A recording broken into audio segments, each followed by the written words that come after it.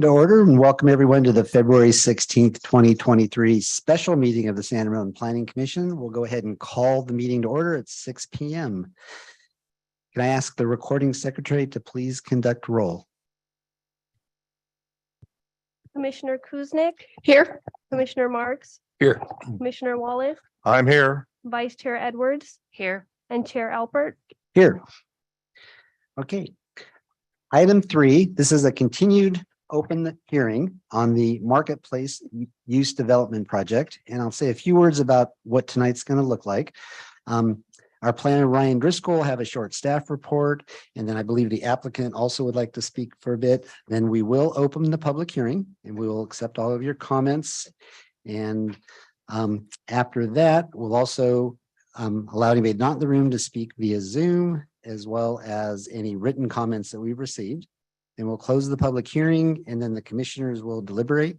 I just like to remind everybody that tonight is our 4th meeting of 4 allowed. So at some point tonight, we will be making a vote and making a decision tonight. We are obligated to do that. So with that, Ryan, you want to kick us off? Good evening, Chair Alpert and commissioners. So I have a very brief staff report. This item for the Marketplace Mixed Use Development was last heard by the commission on February 7th, 2023. And since that meeting, staff has revised the draft resolution in conditions of approval with red lines that are attached to the staff report in attachment B. It's based on the comments we received from the commission at that meeting on February 7th. And staff recommends that the commission receive the staff report and presentation by the applicant, open the public hearing, take public testimony, close the public comment, discuss and deliberate, and adopt draft resolution number 02-23 approving the project applications. I'll turn it back over to the chair. Okay, thanks, Ryan. Did you want to make make any comments? Come on up.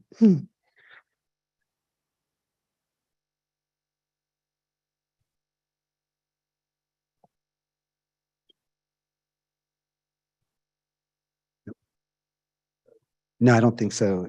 Amy will take a look real quick. Oh. Is that any better? That's better. Okay. Thank All you. right. The on button. All right. Good evening, commissioners.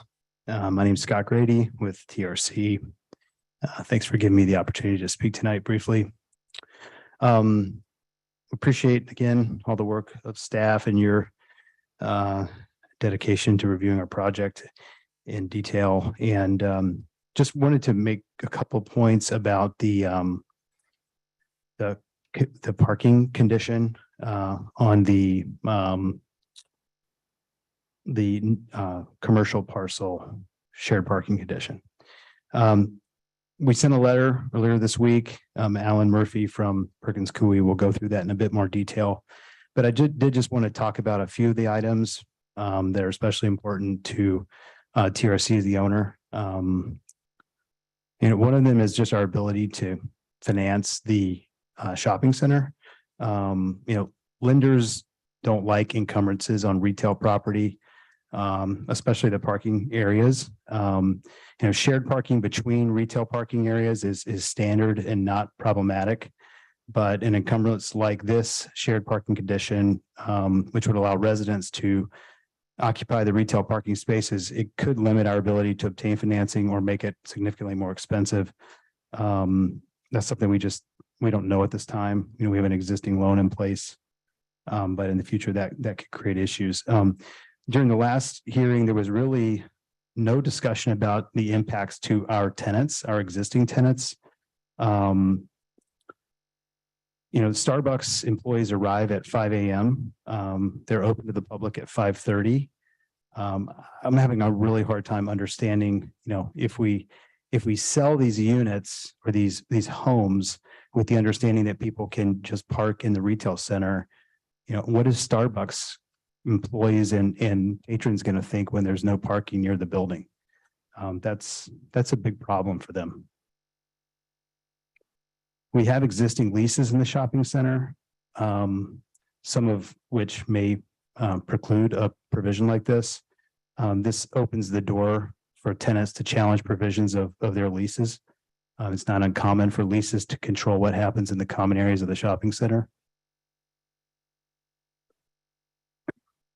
And, you know, we've worked with a number of residential real estate brokers, home builders, land brokers.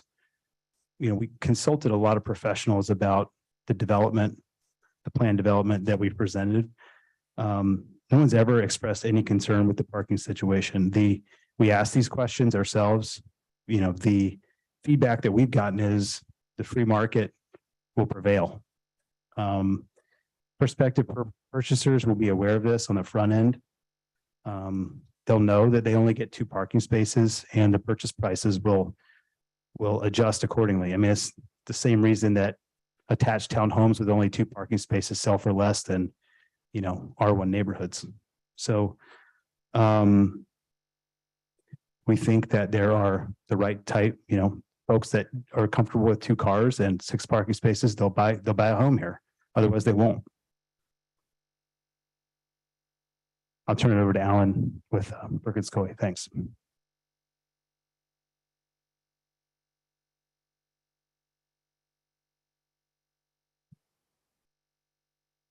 Good evening, Alan Murphy on behalf of the applicant. We appreciate your continued consideration of the Marketplace project, and I just want to continue, as Scott mentioned, addressing the shared parking condition that is newly proposed. As Scott noted, TRC strongly objects to the newly proposed shared parking condition. And in addition to the reasons that Scott mentioned, there are a couple other key pieces I want to address as to what underlies TRC's opposition to that condition. First of all, the shared parking condition would undermine a number of city policies that discourage car trips. And we've laid out a few of those in a letter that we submitted yesterday to the commission. But just to briefly go over that, the city's general plan 2035 emphasizes the importance of encouraging alternative means of transportation. And it identifies improved air quality and reduced greenhouse gas emissions as benefits of this shift. General Plan 2035 includes a few relevant policies, among others. Again, they're in the letter. Encourage trip reduction measures in an effort to reduce VMT, improve air quality, and reduce greenhouse gas emissions. Encourage bicycling and walking as alternatives to driving, consistent with complete streets concepts. And minimize air quality and climate change impacts through project review, evaluation, and conditions of approval when planning the location and design of land use projects. General Plan 2035 contemplates shared parking facilities as a way to implement certain of these policies, but only where shared parking minimizes excessive parking and eliminates the need for short vehicular trips. Here, the shared parking condition actually would compel provision of excessive parking for the residential uses. It would not actually eliminate those short vehicle trips. For those reasons, the shared parking condition would undermine city general plan policies by making parking more readily available and by facilitating travel by car. And so we'd encourage the commission to reject a condition of approval that would hinder achievement of those important objectives. In addition, there are a number of legal defects with this condition. And I previewed them last week when we were speaking about this a bit. And Commissioner Marks had stated that the shared parking condition is needed to avoid a public health and safety concern, and suggested that that condition could be imposed based on the authority identified in Municipal Code Section D2-15B3B. And so just as a reminder from the last meeting, that provision reads, to encourage the development of both residential and non-residential uses in mixed-use zones, the use of shared parking provisions shall be incorporated into mixed-use projects. However, neither that section nor any other authority would allow the shared parking condition to be imposed. So first, as discussed last,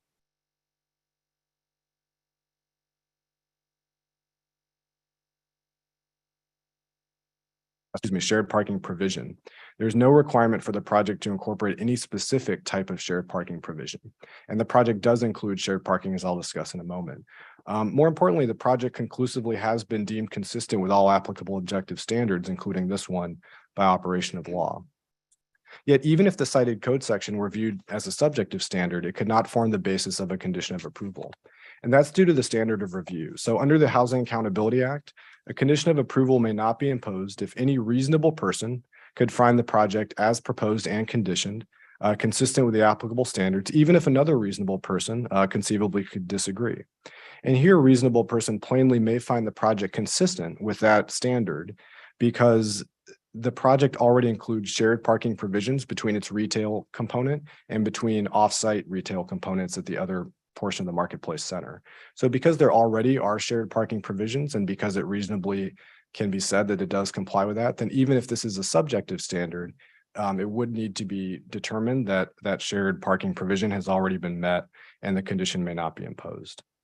In addition, the shared parking condition impermissibly would apply new parking standards to the project, which would violate SB 330 and the Subdivision Map Act. And first, as a housing project for which a preliminary application was filed, the project is subject to the protections of SB 330. As a result, the project's only subject to the ordinances, policies, and standards adopted and in effect when the preliminary application was submitted. New standard for public, even for public purposes of public health and safety, new standards may address only a significant, quantifiable, direct, and unavoidable impact based on objective, identified, written public health and safety standards that are in effect when the preliminary application was submitted. That's from SB 330. So any additional parking requirements cannot be imposed under SB 330, even if they are intended to address those kinds of concerns. Second, as a development that includes a tentative map application, the project is subject to the protections of the Subdivision Map Act. And under the Map Act, a city generally may only apply those ordinances, policies, and standards in effect when a map application was determined to be complete. And then finally, there are a couple other issues, constitutional issues that we touched on last time related to the shared parking condition. And that includes that the condition, that conditions have to have a nexus to project impacts. As City Attorney License discussed in some detail last time, there simply is no nexus between this condition and any impacts of the project. And there is a requirement that ad hoc conditions of approval have a nexus to those impacts. That nexus cannot be shown as in part, the project meets all applicable city parking requirements. In adopting its standards, the city conclusively determined that those requirements adequately address residential parking needs. And then the project, of course, exceeds parking requirements by providing those 6 additional guest parking spaces. There's no evidence that's been introduced to suggest that the project would fail to provide adequate parking. So in sum, thank you for listening to that discussion of the number of objections that the applicant has to that condition. We certainly hope the commission will reconsider that condition, and we respectfully ask that the commission approve the project without the shared parking condition. Otherwise, the applicant would be forced to appeal the decision to the city council. Certainly happy to answer any questions now or later as the commission may wish. Why don't we take a minute and see if there are any clarifying questions for the applicant or for staff before we move to public comment? Just out of curiosity, what do you mean by clarifying questions? Avoid turning the questions into statements. We'll reserve the statements to after public comment. Okay, they'll be able to come back after public comment? Yes, absolutely. Okay. Absolutely. I'll defer examination of the witness till then. Okay. Cross-examination will follow, understood. Okay. Okay. I'm going to ask the question. So if I understand part of what you have said, so currently Marketplace as a whole project has a shared parking agreement in place. Is that true? Is that what you read? No, as part of the currently proposed project before us, before the commission tonight, part of that project is to impose a shared parking condition between the Starbucks coffee shop site, so the non-residential component of the proposed project, and the remainder of the Marketplace parking area. That is part of the project before. So is it your contention then that the 34 spaces that you envision for Starbucks is not sufficient? That you would need a shared parking agreement? No, it's more that to ensure that the retail center as a whole functions adequately, we want to ensure that there is a capacity for Starbucks patrons to park elsewhere if they need to, or vice versa. So for instance, So the logic then would be if I live in one of these units, but there's an extra car, if I go to Starbucks to buy my morning coffee, or if I go to Starbucks late in the evening and buy my evening coffee, and oh, look, my car is parked there, and I walk home, am I not a customer of Starbucks and entitled to park there? well, certainly any resident of the center who shops at any of the Marketplace retail stores, absolutely, if they chose to, could drive from their garage to one of those stores, I mean, we'd certainly hope that people would use alternative modes of transportation, but they're certainly welcome to drive. But if they are not actively shopping the center, just like with any retail center, right? Where if you're actually working next door, you can't just leave your car parked in the shopping center's parking lot all day, right? I mean, you can park while you're patronizing the stores, but can't leave it there overnight or for the rest of the day, just like again, with any shopping center. Is that currently posted in your marketplace shopping center? I'm not sure what the rules are at present, but certainly going forward with the addition of the residences, it would be important to ensure that, as Scott pointed out, there isn't a detrimental effect on the operation of the non-residential component of the project. So again, going back to your statement here, you cited our city policies require citing alternative transportation. Do you anticipate the employees at Starbucks to arrive by alternate transportation and not need their parking places? Well, some may choose to drive, others may choose to take alternative modes of transportation. And so certainly, I mean, there are a couple conditions of approval that already do address transportation management. And we'd certainly encourage that alternative use of transportation. But I mean, we wouldn't purport to say now that, you know, people would not be allowed to drive. So is there any reason that we would, as a reasonable person, think that allowing residents to park outside of business hours would create an undue burden to this business? So the reasonable person standard is about whether the code provision has already been satisfied, and it has already been satisfied through the shared parking provision. But to your direct question on the reason, just generally, if it's reasonable, the big challenge here is the operations of Starbucks, which start as early as 5 a.m, right? So a lot of people do go early in the morning for coffee, and residential users are highly unlikely to actually have left by 5:30 in the morning. But So you there's do agree that people do buy coffee at 5:30 in the morning. Oh, sorry, I may not have been clear. That's actually the concern, is that when you have people driving in from offsite, right? Say they live a mile away, they drive to the Starbucks, they need parking spaces at 5:30 in the morning. If residents have taken up a number of those spaces in front of Starbucks every night, then it does create a real operational challenge for that Starbucks space. So go ahead. If you have shared parking in the rest of the shopping center for anybody who patronizes the stores, if the immediate 34 spaces, which at 5:30 in the morning, in my experience, are not all used, why couldn't they park in any of the other 400 spaces? They certainly could park in those other spaces. So then there's no impact to the people being able to park at 5:30 in the morning. If the 34 spaces are available, fine, they will park there perhaps. But if not, they'll park just outside of that as close as possible when 95% of the parking lot is empty. And the concern, so there will be adequate parking, and under that scenario, I'm not disagreeing on that. However, the challenge, two challenges. One is that there's a concept of convenience retail, and Starbucks fits squarely within that, where if people don't have pretty easy access and parking, then they are going to be inclined not to patronize that location. They'll just go somewhere else. And so it is especially important to have that easy access, especially for convenience retailers like a Starbucks. And then second, at 5:30 in the morning, you know, people often aren't especially excited about walking further than they need to, right? They're on their way to work, they're on their way in their morning routine. They may not just like walking around at dark. And any of those impacts could really affect the viability of a coffee shop at that location. So even if we may sit here and say, look, of course, people can walk a little further, the reality is, what will they do? And Starbucks knows what they will and won't do. And I'm not speaking about Starbucks specifically, but just any coffee shop or other restaurant, you know, that's open first thing in the morning. If they just view this as not having adequate access and parking for their needs, then they just won't decide to continue their operations, which could be a real problem for the success of that non-residential retail portion right there.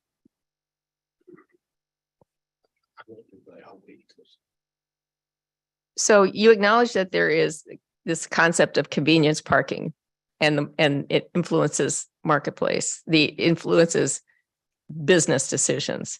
Yet your representative from TRC suggested that the fact that we only have 2 parking places for residents, well, that's just let the free market decide. And so sad, too bad. That was the so sad, too bad are my words, not yours. That was what he said. Oh, that's right. And for sale units, these would be sold, right? Purchasers can come in and decide what they value. Do they value 2 parking spaces and the amenities nearby? Do they value having lots of convenient parking, right? Do they value having a 3-car garage? Do they value having on-street parking right there? People can make their decisions and buy the units accordingly. And as what Scott was getting at is that if it turns out, certain prospective buyers look at this and say, I need more parking, they'll look somewhere else. But we think and we know there are a number of folks who are comfortable with those 2 spots and they might be interested in buying these units. Okay. With that, I don't see any other questions. We'll go ahead and open the public comment. And before we get started, how many cards do we have tonight?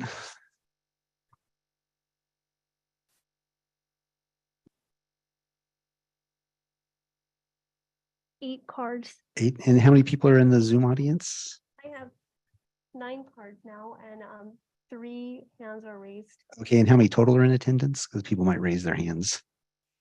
18. Okay, so we'll open the public comment and just a couple of comments in advance.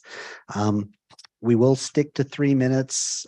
If you can't see the screen as you're speaking, we'll do our best to give you kind of a warning with a few seconds less, but we will try and keep it to 3 minutes so that we can all have a chance to hear everybody speak.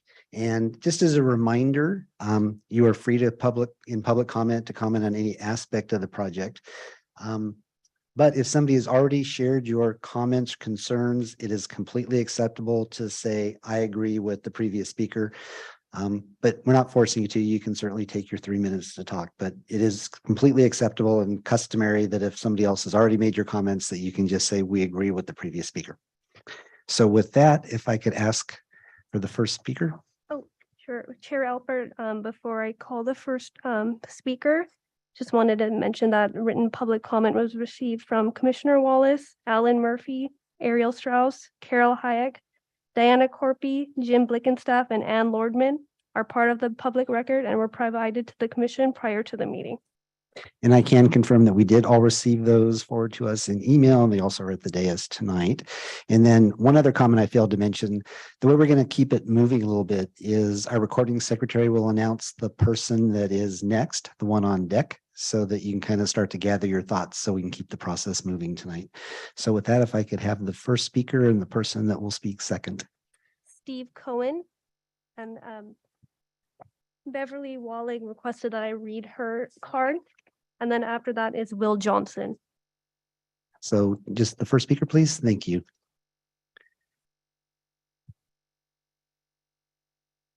Good evening. My name is Steve Cohen. Last week, I may have confused some people when I read directly from TRC's website, the glowing report about their excitement of providing retail service to a very crowded neighborhood. I just wanted to clarify that. I also have a question not a question, but a comment for each of you commissioners. Actually, Commissioner Wallace, last week, you taught me a lot. It resonated with me what you were saying about your hands being tied, how you felt about this proposition, but some things are beyond your control. So I've been thinking about that all week. And I've been thinking about when each one of you decided to become a planning commissioner, certainly in your heart, you were thinking that you had the ability, the confidence, the competence to deal with responsible planning. You must have some background. You deal with these city problems or issues. So I couldn't help but think, is this a deal where you are working for the people or for the developer? I know you're not working for the developer. I don't mean that as a rude comment. I understand. You're doing what you feel you need to do. However, there has to be an area, some gray area where there is an apartment building being constructed, there's 500 condos across the street being constructed. How are 40 houses going to affect those people in terms of what a shopping center could provide? And then real quickly, it seems that parking has become an issue with the commission and with TRC. You're speaking a lot about parking. It seems to me that in the best case, what you're doing is you're dealing with the practicality. Commissioner Kuznick, you said any responsible person, you use that phrase, any responsible person. What they are doing, or what everybody here is doing, is we're talking about the parking in the perfect world. We're not talking about a birthday party or any type of gathering outside of the people that are living there and the 34 spaces for the people going to Starbucks. However you want to phrase it, what you're doing is you're cutting it down to the bare minimum, and you're not taking into account everything else that is in practicality going to happen. I thank you for your time. Thank you for the comments. Next, we had a written comment you'd like us to have read into the record. This comment is from Beverly Walleg. I believe that staff dropped the ball about filing important papers and should be held accountable. Will Johnson And then the next speaker after Mr. Johnson is, Mr. Chairman, and Williams. before this speaker speaks, I feel like we should respond to the question that Mr. Cohen posed to us. And I'm not speaking on behalf of the rest of the commission, but I do think that I'd like to respond. And I'm going to respond a little bit piecemeal because I didn't take notes on everything that you said. But basically, you were saying, why are you focusing on the parking when there's such bigger issues that are at hand? And what Commissioner Wallace pointed out at the last minute is the state legislature has stripped us of the ability to look at the bigger picture stuff. All we're able to do now is deal with what are called conditions of approval that may make the project function better, but the yes or no is really not something we're in a position to decide. You asked the question, why did we get involved? You know, didn't we think that we knew something about planning and that we wanted to try and work for the people, you called it, work for the betterment of the community? Let me tell you, I became a planner in 1974. And at that time, we would have had the discretion to say no to this particular project, not because necessarily it was housing, but because we have a lot of design and function questions about this project that we don't think make it a very good one. The state legislature has stripped us of that ability. That is the problem. We sit here, and for those of us who used to shop at some of the stores that you're concerned about, we feel some of the same loss, that we can't go to a full service grocery store. But where we can make any kind of decisions, we are trying to do it to make it as functional as possible.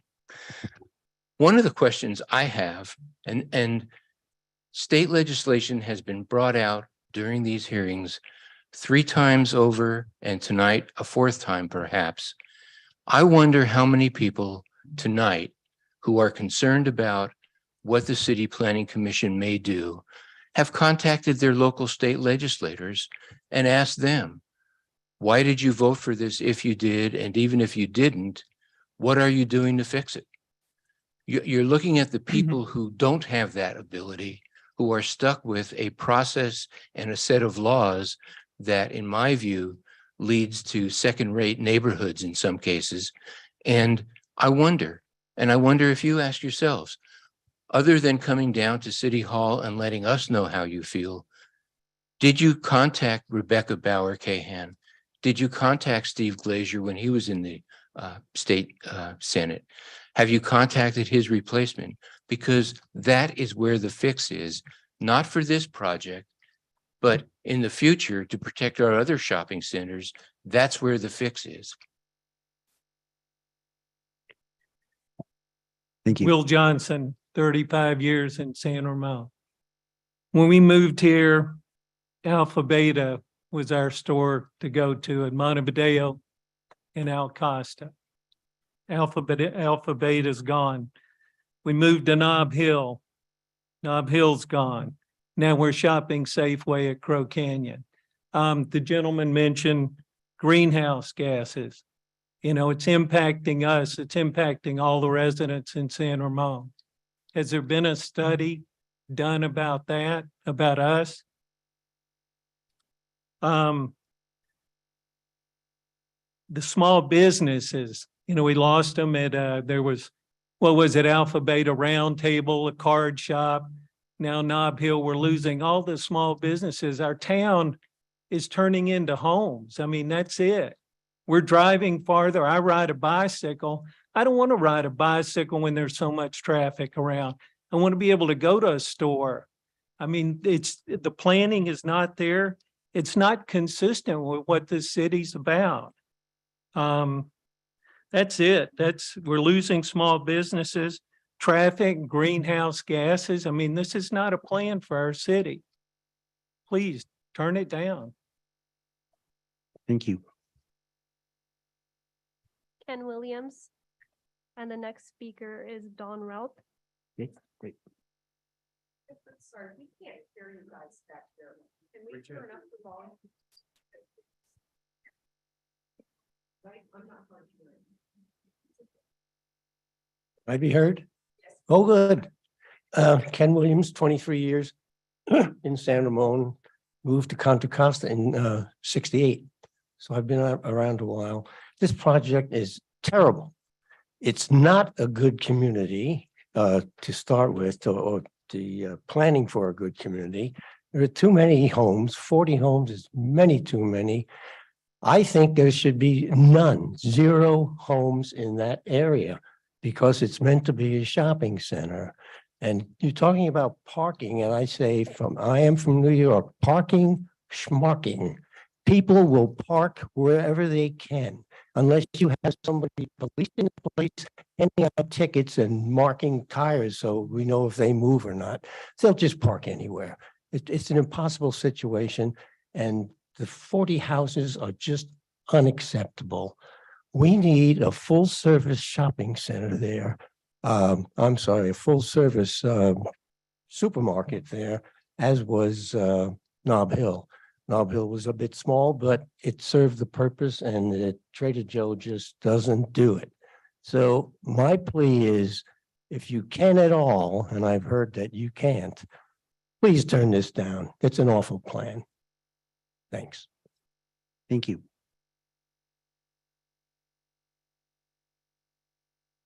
And after Mr. Ralph would be, Gary Chabon. thank you. Good evening, Commissioners. If I may, before my 3 minutes starts, just in response to Commissioner Marks, I thought that there are certain conditions under SB 330 that it could be denied, such as vehicle miles traveled and stuff. And if the letter on October 18th hadn't been sent, you would have had the opportunity, is my understanding. Okay. My name is Don Ruth, 43-year resident of San Ramon. First Golden Skate, now Marketplace. How can you allow this to happen again? There are so many things wrong with this application and this whole process. It is hard for me to believe that a group of intelligent people have allowed us to get where we are tonight. Let me just reiterate a few of the issues that we have been trying to get the city to listen to for 2 years. We've been asking for a master plan. Yes, it's difficult with multiple owners, but it's not impossible. And at an absolute minimum, there should be a master plan for the TRC parcels. Greenfire Law has identified several valid reasons under state law why this project can and should be denied. And they've been submitting letters for well over a year. But the city seems to simply ignore their letters. In October, this planning commission specifically instructed the assistant city attorney to respond in writing to the Greenfire letter of October 4th. And she had ignored that direction. As far as I know, nobody did anything about it. The shared parking issue, for example, was raised months ago by Greenfire. 3 million additional vehicle miles traveled is a real issue. And it's a valid issue in this case because TRC intentionally drove tenants out so that they could use San Ramon as a guinea pig for their first housing project. They've never done this before. Yes, I know it's not the Planning Commission's responsibility to identify exactly where grocery stores should be. But isn't it your responsibility to ensure that there is enough commercial space available to house businesses that provide the goods and services necessary for the citizens to have a good quality of life? TRC's council has stated there are plenty of grocery stores in the area, such as Trader Joe's and Target and Sprouts. This is an egregious and naive statement not backed by facts and industry standards. Let's just take a quick example. Trader Joe's is 12,000 square feet and sells 4,000 SKUs, 80% of which are self-branded. Nob Hill was 51,000 square feet and had 35,000 SKUs, 9 times the product. So if I go to Trader Joe's with a grocery list of 9 items, I might only find one of them. Then I can drive to Whole Foods. Then I can drive to, you get the idea. We all know that TRC intentionally neglected the shopping center and has not had a new tenant in years. During the demolition and construction, even more customers will stay away, and the few remaining small businesses and restaurants will be forced to close. Then TRC will be back asking for more housing to be built with no master plan, not enough parking, et cetera, et cetera. Why do you think Buffalo Wild Wings sits there empty?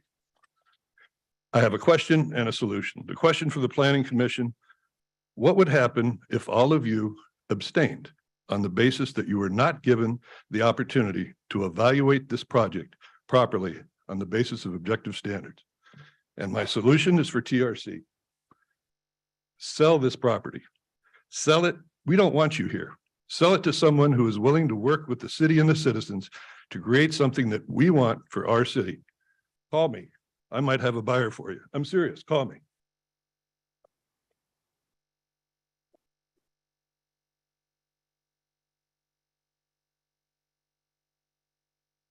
As a reminder, we ask you to please not applaud. It does tend to intimidate other speakers, so we appreciate that.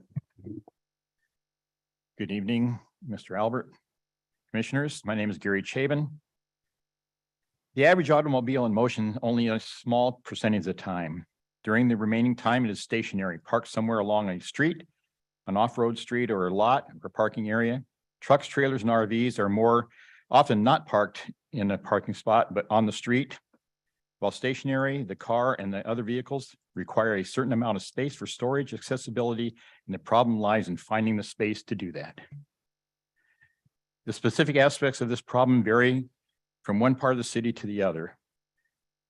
The hours and peak demand on the length of time that the car remains in a parking space vary. So do the facilities that provided to meet the demand, as we're hearing this evening.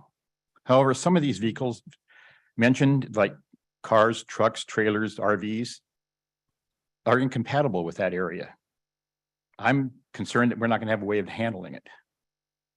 If it's not in the CCNRs or the city doesn't step up to make some rules and regulations that will handle this kind of a situation, we're going to be in trouble from the start. It's long been experience of local planning authorities that parking is the biggest single issue of concern in recently constructed residential developments. Parking causes tensions between neighbors and has been known to escalate into violence and legal actions. Lack of available parking tends to reduce the likelihood of children using the streets to play, or may have implications for non-car travelers like bicyclists and for other people's health. Most car owners would like to be able to see their vehicles or to know exactly where they are at any given time. In curtilage, parking usually satisfies that strong desire. This is not happening. Couple of things. The current residential layout is going to be a disaster for parking. I understand that it meets the guidelines, but not so much of a foresight was taken to understand what's going to happen.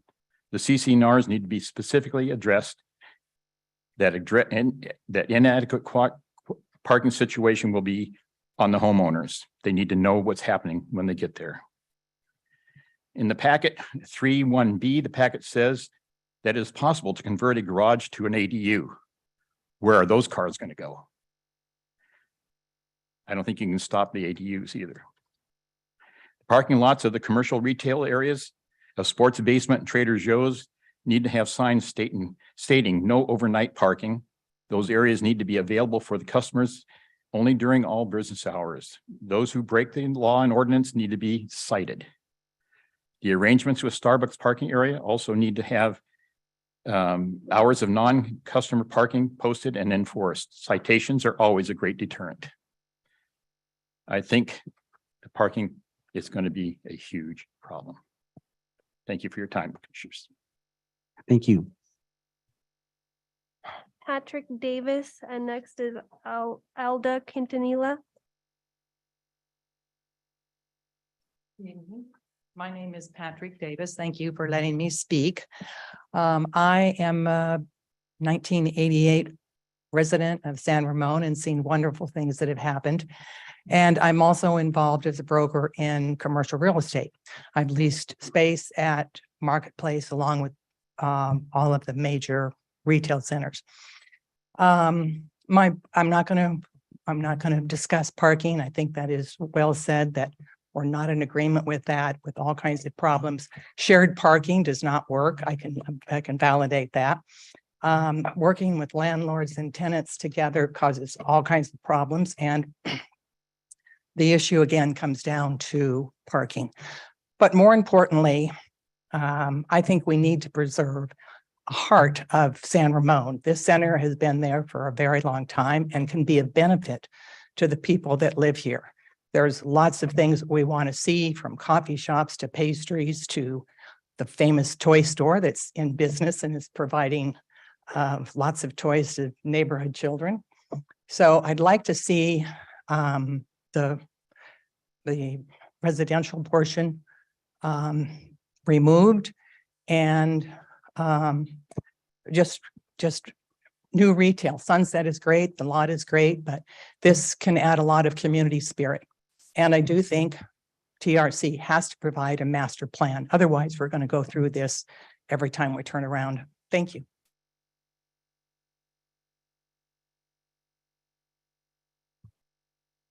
Alda Quintanilla. Hi, Alda Quintanilla, 386 South Overlook Drive. Unlike most of the people speaking here, I've only lived in San Ramon for less than a year. And I think that should say a lot of why I'm here speaking. In the short time that I've been here, I am disgusted by what this committee has allowed to happen to San Ramon. I have seen beautiful redwood trees being removed on Camino Ramon and Niles Canyon for densely populated housing. I have come back after 3 days to see a fence erected over there just across the way. And now from my deck of my home, I'm watching as the land is being bulldozed and the trees removed and gone. So can't wait to see what my new view is going to turn into. And now I find out the real reason Nob Hill closed down. And I grew up and lived my entire life on the peninsula. And I wish I had come to one of these meetings in the past and speak up. And I can no longer keep silent. I am seeing what has made San Ramon so beautiful being destroyed already. And I see it going down a slippery slope, how it happened in the peninsula. Every available piece of land has been overdeveloped. I have seen retail establishments like the one in Marketplace being torn down and developed for either business offices or densely populated housing, expensive housing. And I don't want that to happen to San Ramon. I moved here for a reason, for the beauty, for the nature of it. Also, I would have stayed in the peninsula. So please do not destroy what makes San Ramon beautiful and what makes this community so great. Thank you. Diana Corpy, and next is Susie Ferris Indercom.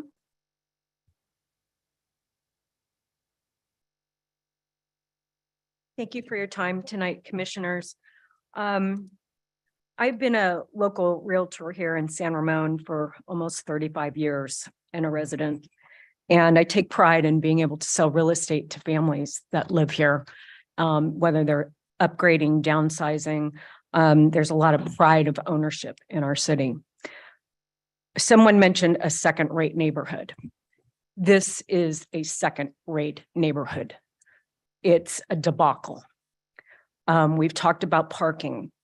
Human nature tells us you might have CC&Rs, but people are not going to park 2 cars in their garage.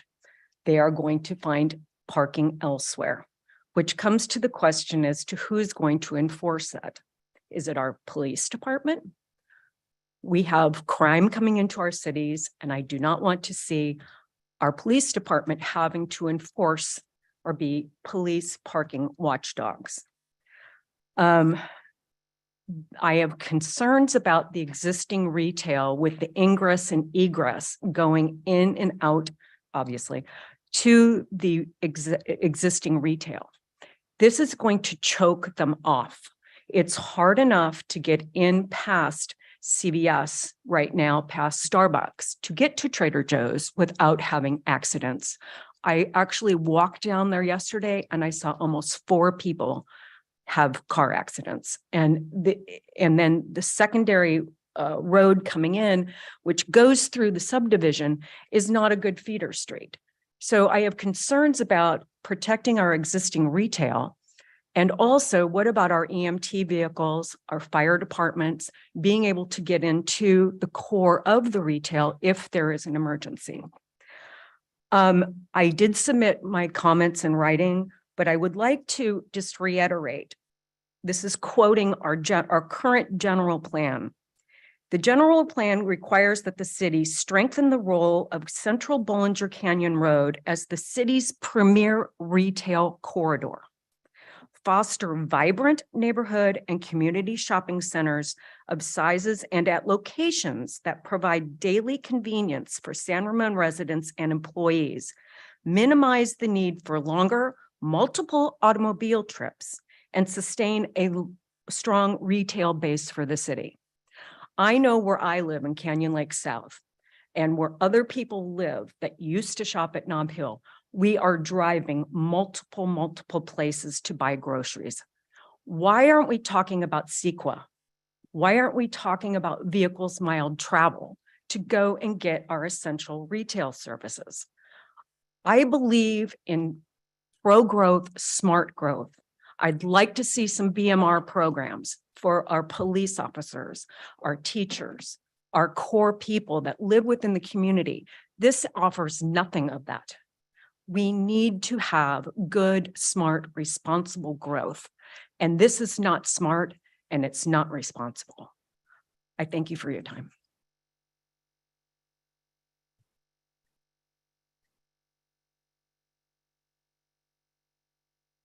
Good evening, commissioners. As you know, my name is Susie Ferris Indercombe, and I'm a co-founder of Citizens Against the Marketplace Area Development. I'm going to just clarify tonight because I've written many comments into you guys. It's in the public record. You heard one of my co-founders, Don Ruth, earlier talk to you about the marketplace. And I just wanted to follow up with a couple of things, as well as your astute comment about legislation, Mr. Marks. My role as a co-founder was numerous, but one of them was communications. And the other was I was the liaison to our political representatives. So I want to clarify something with TRC. I made over 20 phone calls to their leasing office. I got no responses. I sent 15 contacts via their website requesting to meet with them to discuss what the community thought a smartly planned development was. I got no responses. I sent 4 letters via US mail. I got no responses. As far as the legislation is concerned, I worked with Mr. Glasser, and Mr. Glasser is the one that filed for a federal or state audit of the RENA numbers. And I just recently submitted a request to be on the city council agenda for two key items. One of them is a lawsuit against the RENA numbers because that audit showed significant flaws with the mathematics behind it. So we are going to address that through the city council and ask for their support in a lawsuit on that. The second item that I'm going to put in front of the city council is the request for a resolution from the city council on the Our Neighborhood Voices effort. We tried to get a motion on the ballot in 2022, but we were falling short of the number of required signatures. So that group pulled back and we've refocused our efforts on 2024. That effort is going to put, we hope, a measure on the 2024 ballot that if it's passed by the citizens, will give power back to the cities to be able to make their own decisions based on their housing development efforts, their general plans, whether any new legislation coming down the path fits with their community and their community ideas. So I'm just saying that to let you know that we are aware of it. We've been working on it. We're conscious of it. And I would really ask that when this comes up in front of the city council, we would have your support for the city to choose to support the resolution as well as the legal lawsuit against the RENA numbers that are causing you such a headache. Thank you. Lorraine Weir.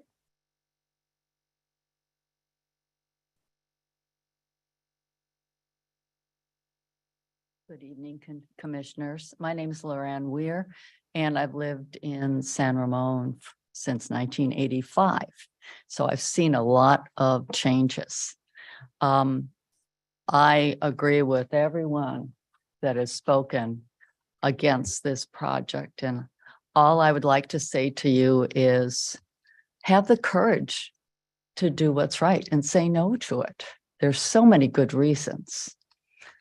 I'm not going to add any more than that. Thanks.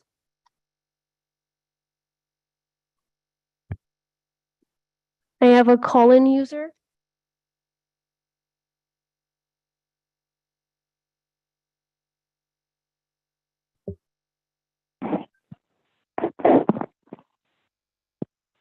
Good evening. My name is Ariel Strauss. I'm an attorney at Greenfire Law, appearing on behalf of CAMPAT. Thank you for calling this special meeting. I sent you a letter this morning that I hope you all took the time to read. It details conditions of approval.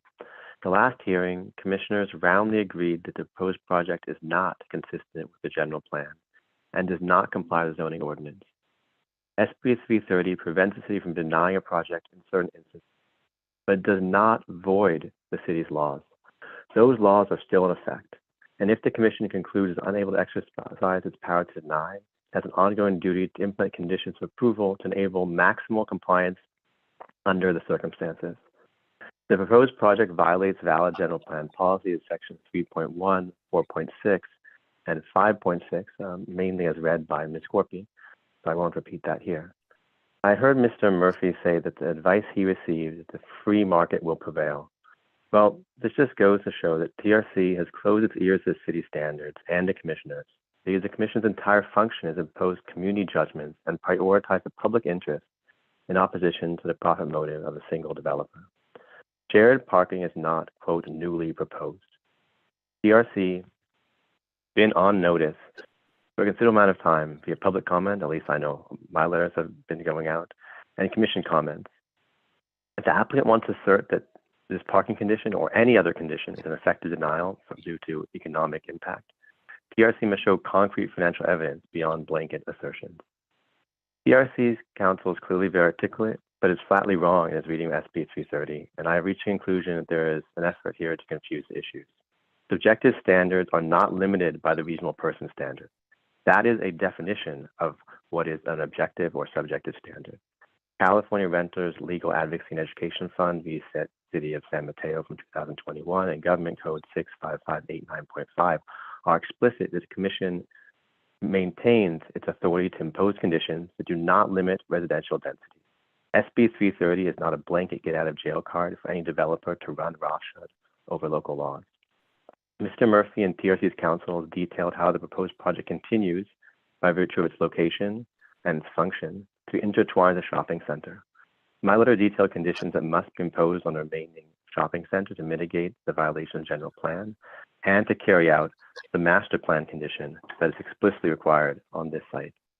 Municipal Code Section D6-28G charges the commission to impose, quote, conditions which establish standards for developments are more restrictive than applicable requirements of this zoning ordinance, end quote, when, quote, deemed feasible and necessary to ensure, end quote, compliance with the general plan zoning ordinance and to be non-detrimental, quote, to the welfare of neighbors.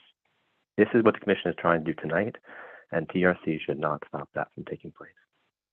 There's an obvious nexus between the condominium project and Starbucks. TRC asserts that this is a, quote, integrated horizontal mixed-use project, and general plan policy 4.6-1-23 mandates a master plan to, quote, integrate the project uses. And this is different to the master plan throughout the entire marketplace project. That master plan would plainly justify the proposed parking arrangements requested with Starbucks. And if TRC says even more parking needed, then expand the commercial reciprocal easement with the remaining center. If the commission is determined to approve this project, the commission must impose a meaningful master plan, which I have detailed in my letter, as well as broader conditions. And I want to close with the ask that if the commission hears staff or the city attorney tell you that something cannot be done, inquire about the legal basis for those assertions. We've heard a lot of assertions being made, very little authority.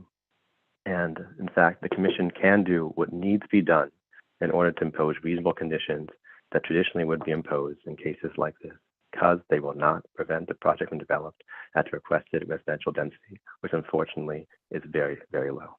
Thank you. Thank you. Jim Blickenstaff. Hello, Commissioners. Jim Blickenstaff. I wanted to reiterate a couple things from my earlier letter. It's a little lengthy, so can't cover it all. But one of the things that needs to be understood, and it's been well articulated by Green Fire Law, is you have options.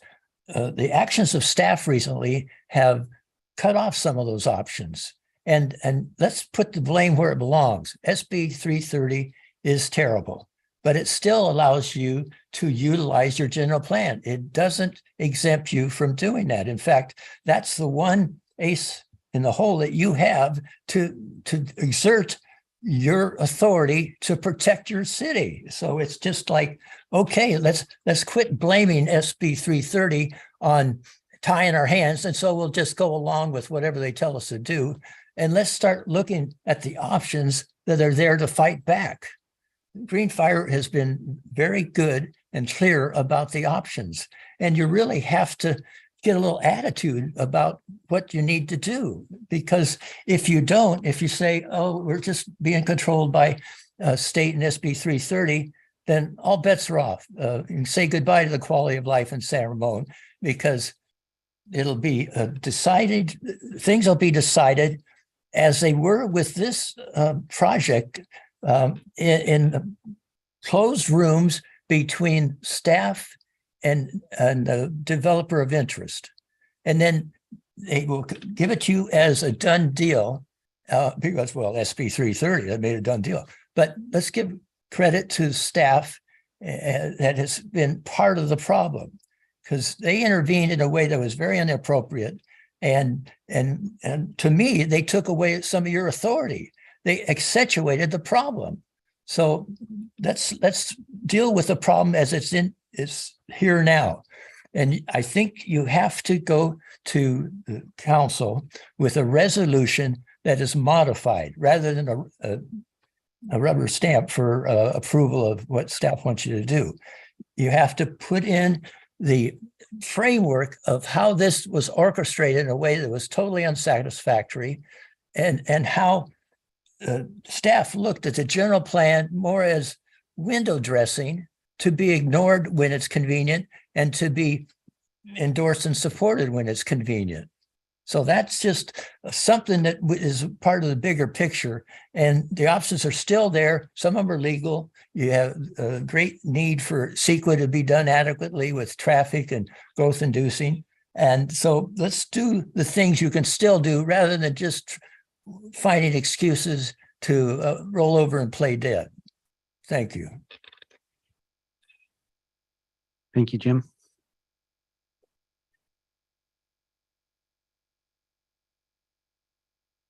Denise Morgan. Hi, my name is Denise Morgan, and thanks for hearing us out. I have to just make a comment that when people are speaking, the Planning Commission, you guys look like you are just waiting for us to be quiet and not even nodding heads like any acknowledgement that the residents, the taxpayers are speaking. Just a little side note there. I also would like to tell you, Commissioner Marks, I have written letters to the Senator of State Glazier because I don't want your hands to be tied. But I can't control the state, but I can give some feedback to you guys. So I think that was a little defensive of you and didn't really appreciate being treated like that. I agree with a lot of the comments that have been made, so I'm not going to reiterate many of them, but I would like to point out that TRC, I heard a lot of may, a lot of encourage, a lot of residents are unlikely to have left by 5 or 5:30 a.m. in the morning. Another one was most people don't like walking further, more than likely. Those are not quantifiable statements. Those are their opinion. They don't live here. So I'm not quite sure where they're getting their data, but let's talk data. There has been no traffic study. So if you don't have the data, I'm not sure how you can make an informative opinion or vote. It's not mixed use. It's not affordable housing. There's been no environmental review and there's no master plan. So for those reasons alone, I don't think that your hands are tied. I think that your responsibility is to the community and to say, we need some quantifiable data in order to make this decision. I guess I don't understand, why are you voting if it's a done deal? That makes absolutely no sense. If you should have a say, and your say should be, we need to abstain from this, we need to wait, and support, go up to the city council and make our voices heard. I've attended many planning committee meetings before, and I don't feel like we are heard. I feel like you listen, you nod your heads like, yeah, sure, just be quiet, and you move on and you do what you think you need to do. So I implore you to take a stand and abstain and say, support us, support the taxpayers. Thank you. Thank you. Joyce Carr.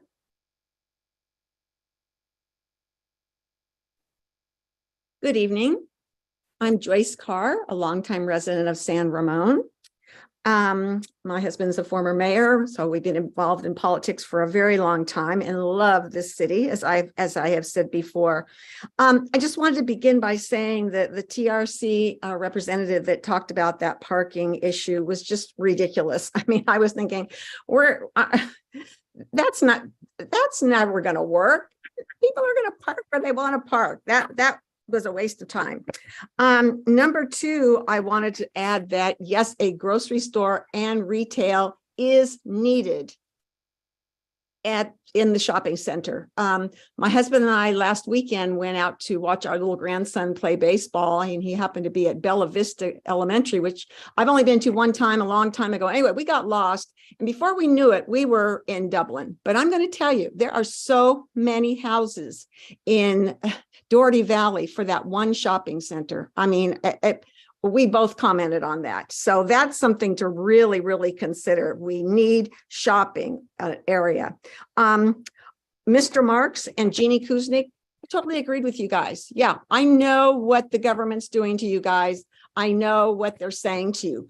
But my advice to you is just say no and share these options that you've heard tonight with them and tell them we're not going to do this to our beautiful city. Mary Lou Oliver, most of you probably don't know who she is. She was our first mayor in San Ramon in the 80s, and she spoke at the very first council meeting this year. hearing about all the changes that are taking place here. And she said, this was a beautiful city and we need to keep it beautiful and we need to keep it for the people. And I really complimented her on that because she did a wonderful job. It was so nice to hear from her. So please, again, let's not waste our time talking about the parking. We already know what that's going to be like. Let's get a nice grocery store and retail in there that the people that are now going to be moving to that new area where they're putting all the new houses are going to be using. And also just say no to this project. And I think that having heard from the attorney and some other people, that could be done. So thank you very much for your time. Good night. Next speaker. There are no other hands raised on Zoom. Okay. And looking around, there's no other cards coming. Oh, Sorry, Chair Alpert, someone just raised their hand. okay, we'll go ahead and take the next speaker. Nicole?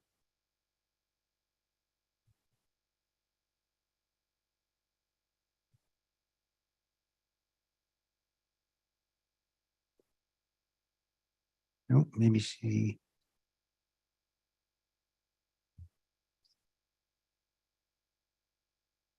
She on mute? I asked her to unmute. Okay.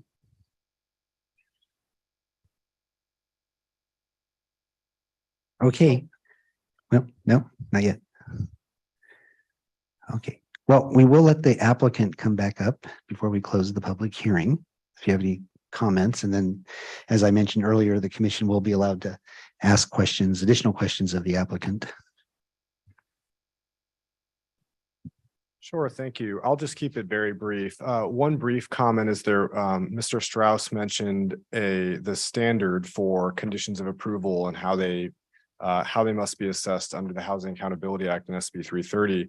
And first of all, as mentioned before, the shared parking provision in the municipal code is an objective standard, so it's no longer before us. But but what he was getting at is even if the shared parking provision is considered a subjective standard, then it really cannot form the basis for imposing the condition. And the reason is that the Housing Accountability Act provides that for purposes of this section, and the Housing Accountability Act is Government Code Section 65589.5. For purposes of this section, a housing development project shall be deemed consistent if there is substantial evidence that would allow a reasonable person to conclude that the housing development project is consistent, compliant, or in conformity. And here, as we've discussed, people can disagree, of course, reasonable people can disagree, but to the extent that there certainly is a reasonable argument at a minimum that because this project does include shared parking provisions, it complies with that standard. And so I just want to clarify that provision about subjective standards and what can be imposed under the Housing Accountability Act does apply across the board to all conditions. And that's really the only point I'd like to make. Okay. Thank you. One moment. I think Commissioner Wallace had a question for you earlier. Yeah. Well, I have questions, but the first one I have may or may not be directed to you. The first question I have has to do with a point that was raised by Mr. Strauss's letter of today. And I'm referring to, this is a sheet, that's why you may not be ready to answer this. There's a sheet in your application that's A0-1. And on that sheet, there is a figure for what you call a pedestrian and bicycle circulation route that goes from the marketplace right at the bottom through the development into the marketplace center in proper, if you can get there. Yeah, sorry, A0.1, is that? That's correct. Yes, I'm there. Thank you. Unfortunately, my copy is so small, I can't give you the exact page of the packet, but if you have in front of you, looks like this. I do. Thank you. You got it? Yes, thanks. Okay. Now that is on what's referred to in your site planning as parcel E, as in Edward. As a pedestrian and bicycle circulation connection, will there be a public easement over that parcel? That is not part of the project. That's right. There is not a plan to have an easement there. I'm sorry, there's what? There is not a plan to have that easement, that type of easement there. That's correct. Then how can that be listed as a pedestrian and bicycle circulation connection if there's no public access over it? Right. Well, there is no gate, there is no wall, there is no anticipation of restricting public access. The reason that there's not a public access easement proposed is that, of course, there are houses immediately on each side of that parcel. And it is important over time to ensure that the HOA can impose any kind of reasonable restrictions to ensure that people aren't, out at odd hours, causing issues that might cause problems for people literally in their backyard. So that's the reason there's not the public access easement, is that it just has a whole host of other legal implications. But there's certainly no plans to restrict access there. Well, if there's no public easement, access can be restricted at any time. And isn't it sort of a bait and switch to call that a pedestrian and bicycle circulation connection without having people able to use that connection? Well, it is still part of the project is to still have pedestrian access through that area. So for instance, if a gate were put up, which of course is not under consideration, if there were any kind of limitation like that, then that would require some kind of change to what's being proposed as part of the project. So there's no consideration for that type of change. That's not part of the project. But you could at any time, if it's private property, the HOA could put up a gate. Could they not? I expect that would require some kind of plan revision to do that. Why? Because it's just not part of the project to include. And as you've noted, it is part of the project to have access through there. It's just not regulated through a public access easement. Well, without giving the public access, that's sort of a meaningless thing. But we'll deal with that later. But you can stay up here since you handled that question. You quoted from the municipal code, both you and Commissioner Marks did. That's actually what's in the zoning ordinance. That's section D2-15. And you did read it, the section you were talking about, which deals with parking in mixed zone areas. And I'm just going to read it because, again, so that you have the language fresh in your mind. It says to encourage the development of both residential and non-residential uses in mixed use zones, the use of shared parking provisions shall be incorporated into mixed use projects, close quote. Now, the project that you've defined is actually the construction of the single family homes and the retention of the Starbucks building, correct? Among the other improvements that are part of the plan set, that's correct. Okay. Now, given the context of that statement, isn't it clear that the shared parking provisions refers to the residential and non-residential components of the mixed use project? No, Commissioner Marks, it does say to encourage development of both types of uses.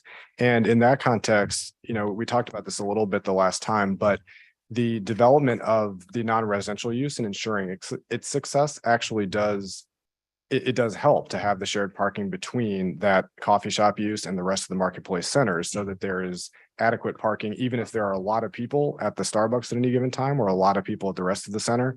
That actually helps facilitate the success of the non-residential use as well. Yeah, but the rest of the center is not part of this project, is it? That's correct. And when it says shared provisions shall be incorporated into mixed use projects, you're saying, well, that doesn't apply to the residential and non-residential uses of this project? It's correct. All that provision means is that a mixed use project does have to include a shared parking provision. And this project does include shared parking. Okay, let's talk about, I'm sorry. Now let's talk about shared parking for a second. First of all, who owns the building that Starbucks fixes lattes in? The owner of the property is the project applicant, and the applicant is Marketplace at San Ramon LLC. Okay, so the building itself is owned by TRC? That's my understanding. Would it be also correct that TRC owns the land around the Starbucks? TRC owns the entire parcel that we've been discussing. Okay. Now, is there a parking arrangement in TRC's lease? Their parking arrangement with Starbucks. I believe so, because it is typical for retail leases, but I have not reviewed that lease. And in substance, what's the parking arrangement between Starbucks and TRC?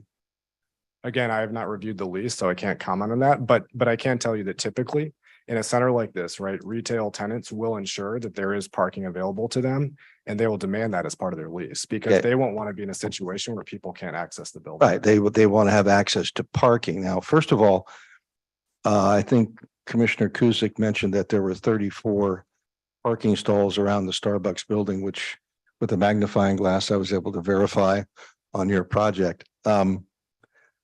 Are any of those 34 stalls exclusively for the use of Starbucks? No, they're not. Okay, so Starbucks can use any of the 34 stalls?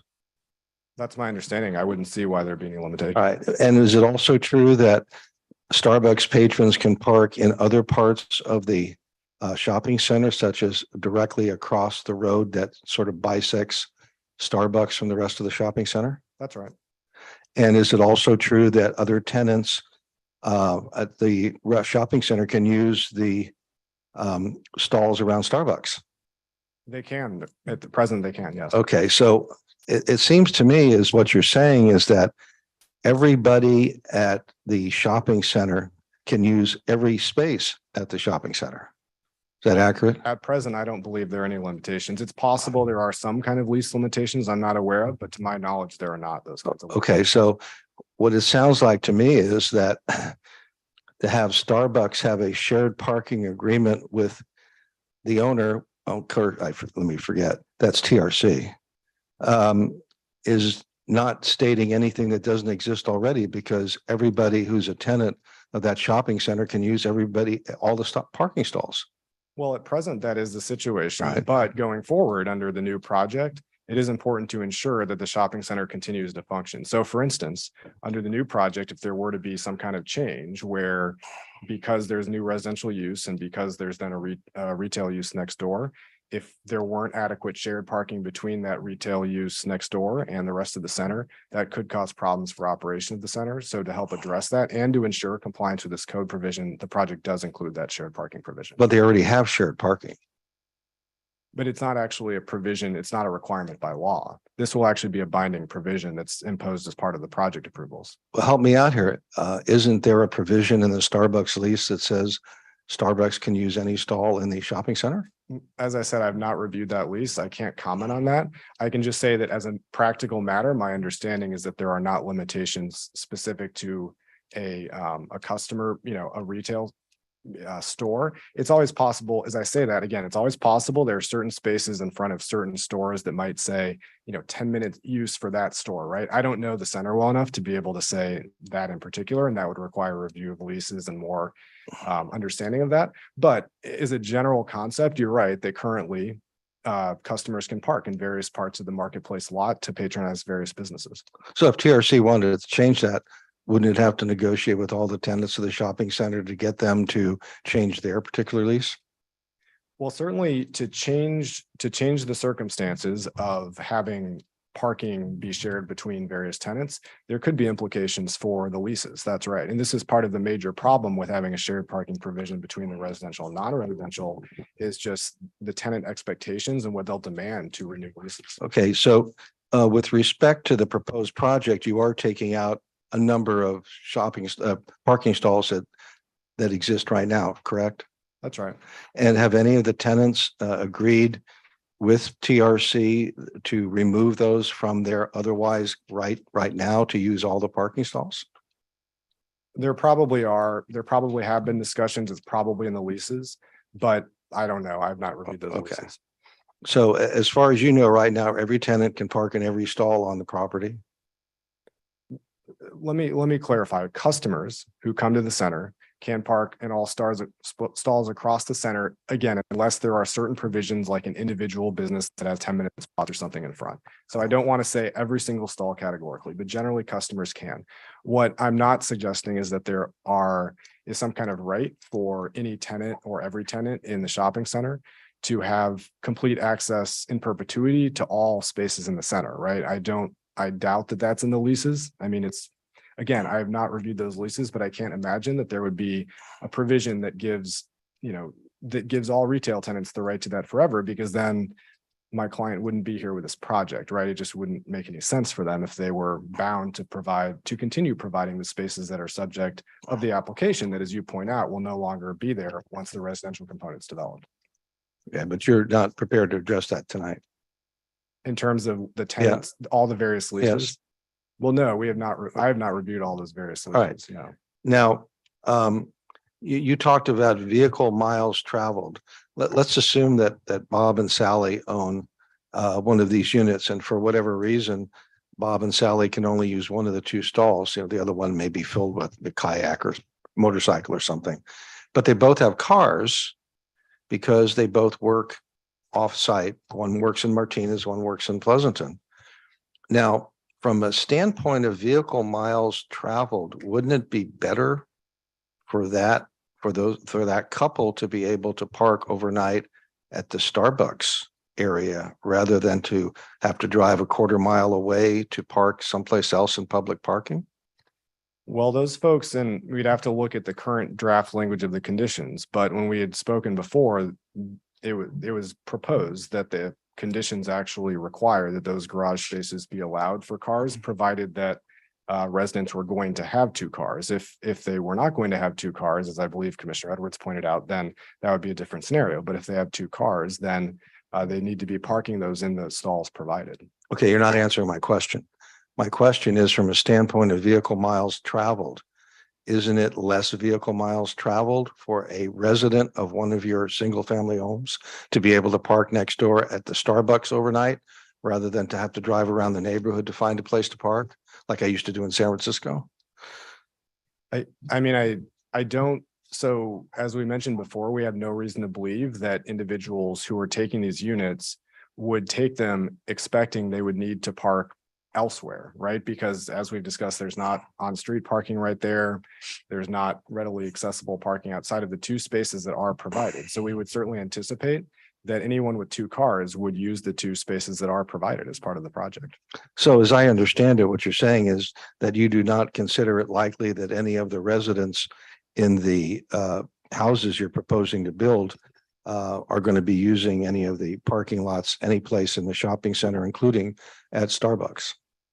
We are not anticipating that. And if they do, then there may be enforcement. Okay, so let's assume hypothetically that a condition of approval is to have 8 of the 34 units at stalls at Starbucks reserved for overnight parking, say between 10 p.m. and 6 a.m. the next morning for the residents.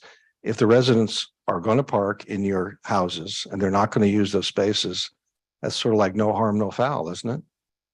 No, there still are concerns because it could incentivize people to actually get a third car, right? So if they initially would not have been parking there, but then they're given access to 8 additional spaces, then people might say, well, you know, now I can get a third car and go park there. So that easily could end up becoming a problem. And then the other issue, as Scott mentioned, is that, you know, and I know this is not something that, you know, I don't want to get into the weeds on this, but it is a problem for retail centers to continue operating with too many encumbrances on the property. And that would be an encumbrance that lenders would look at. And so would prospective tenants, where they look at it, especially at the Starbucks, and look at it and say, well, this does limit access to the property. So it's a problem with leasing and financing. Well, it's a problem for a few stalls at Starbucks, which is part of the mixed use project you want us to approve, right? We certainly would we'd respectfully ask for your approval of the project. But, you know, I do want to add as well that this has all kinds of operational concerns, but in addition, it just for the number of reasons we've walked through, I don't want to walk through them again, unless you have questions, but it's simply just not a lawful condition either, given that this project does satisfy the shared parking provision in the code. And so I certainly see, Commissioner Wallace, your point about what might have been assumed would be the shared parking provision under the code provision, but the way that it's written, there is no requirement that it be between the residential and non-residential uses. So it's something certainly that the city could consider clarifying its code, but currently that just simply is not a requirement. So I disagree with. I'm going to jump in here because I can only, I think I'm going to support Commissioner Wallace's point on this. So let me understand this. So currently, before this project gets voted on, customers, clients, employees, let's leave employees out, but businesses, people who are attending the businesses in the current shopping center can park wherever they want. Is that true? That's right. There are not limitations generally. They can park wherever they want. But in order for you to get this project approved, y'all decided that to meet the minimum requirement for the provision for shared parking, it's like, oh, let's now put in writing what has already existed by your own agreement here. Is that true? That we are committing to it. And so currently there's not a. So in other words, commitment by law. you have just admitted that you're using this shared parking to sidestep clearly what the city intended when they wrote the provision for a shared parking agreement. Shared parking by de facto, by, what was the statement they used? By current practices is in place. You adding it in writing, as far as I can see, as a reasonable person, is sidestepping the provision that the city intended for this development. Am I wrong? No, you're not. Okay, that was sort of a rhetorical question. Will you yield the floor? I yield. Thank you. I heard that on Congress the other day and I thought that was kind of a neat deal. The comment that the shared parking is being fulfilled for a portion of the center that is not even a part of the project is absurd. The whole intent of the shared parking provision is that mixed use projects, as defined by how you submitted your plans, means that the shared parking runs in favor of the uses that are the subject of an application. But let me say, you cited policies when you first spoke and in your letter. And policies provide guidance to a planning commission or to a city. They are subservient to standards. Standards prevail. Standards are a requirement. Policies are a guideline. And section D215 3B is a standard. You do not have the ability to waive it. The staff does not have the ability to waive it. And in fact, because it is incorporated into a municipal law, our zoning ordinance, the planning commission and the city council are bound by it and do not have the ability to waive it. It has equal weight to the parking requirements. When the code was written, obviously there were two parking requirements for mixed use zones. One was to meet what the parking ordinance stated, which you have done with the two parking garages, but also that there would be shared parking. The word shall is not permissive. You do not have the discretion to say, we're waiving it because we think we met the other standard. To sit here before the planning commission and tell us that is absurd. And it is in fact a bit insulting to say that one part of the code you're willing to follow and another part of the code you are not willing to follow. And I would say that you haven't raised any reasons that would give us any grounds legally or otherwise to think otherwise. I would tell you that the shared parking agreement that runs in favor of the overall shopping center is itself a little strange at this point, as my colleague pointed out. But your explanation of what a client, what a business would look for and might think, well, if I don't have my 34, I don't have the adequate number of stalls, flies in the face of how that lot is built. The 34 stalls are basically in one area, correct? Yeah, generally speaking, yes. They are basically in one area, and yet there is parking on two sides of this building. And so if all 34 stalls were filled at 5:30 in the morning, which to my knowledge, as I've gone there once or twice early in the morning, that's just not the case. There's still parking on the other side, which you have access to, your clients have access to. But lastly, let me point out, and apologize for taking the floor so long. You're saying that this shared parking agreement could be a problem in terms of getting financing. It is a potential problem with leases. It was your responsibility to check with the leases and the lessees before you submitted your plans and ask them, will this be a problem? This code requires it. I may have to live with it. You should have checked with that. With regard to financing, whoever your finance group is, whoever your lender may be, it was your job to check with them. It is not a city problem.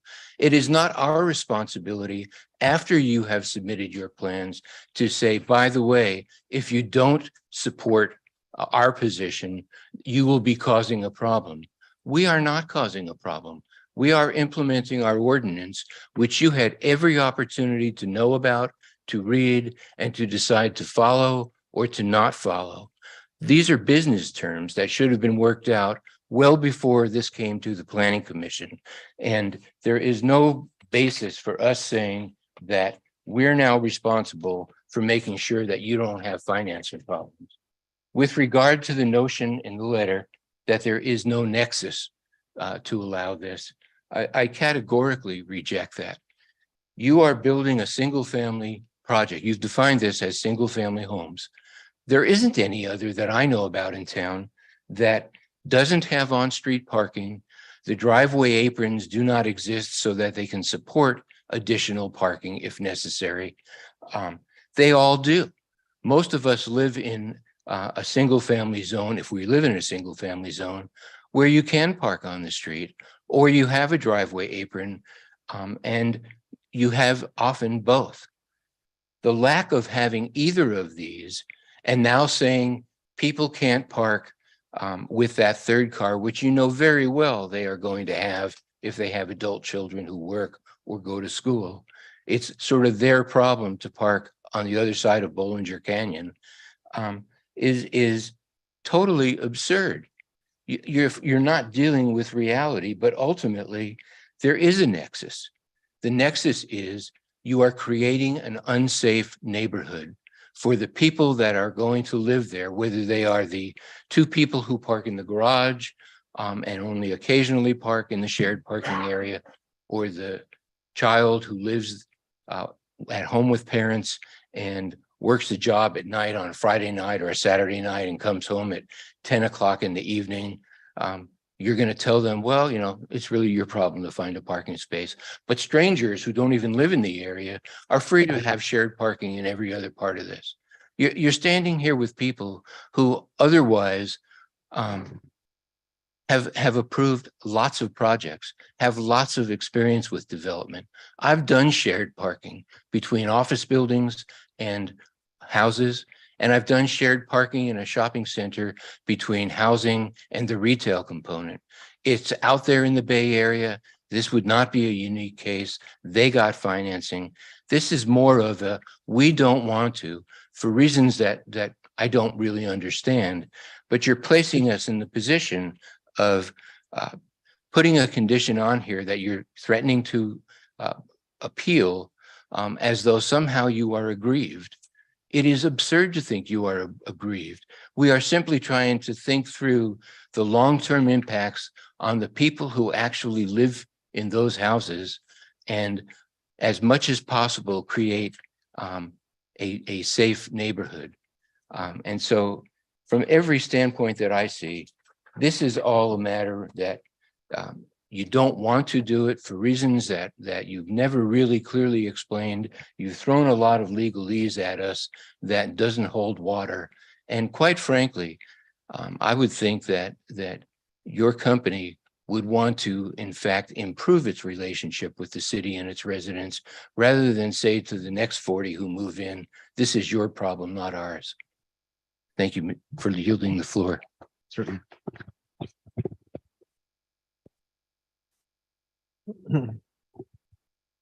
Back to me. You're not claiming that by having a shared parking agreement between the single family homes and Starbucks, that will reduce the density of your project, are you? No, we're not. And you're not claiming that by having a shared parking agreement between the homeowners association and TRC for space at the Starbucks area, that it's going to make this project economically unfeasible, are you? No, and that's not a relevant standard here. It's all the questions I had right now.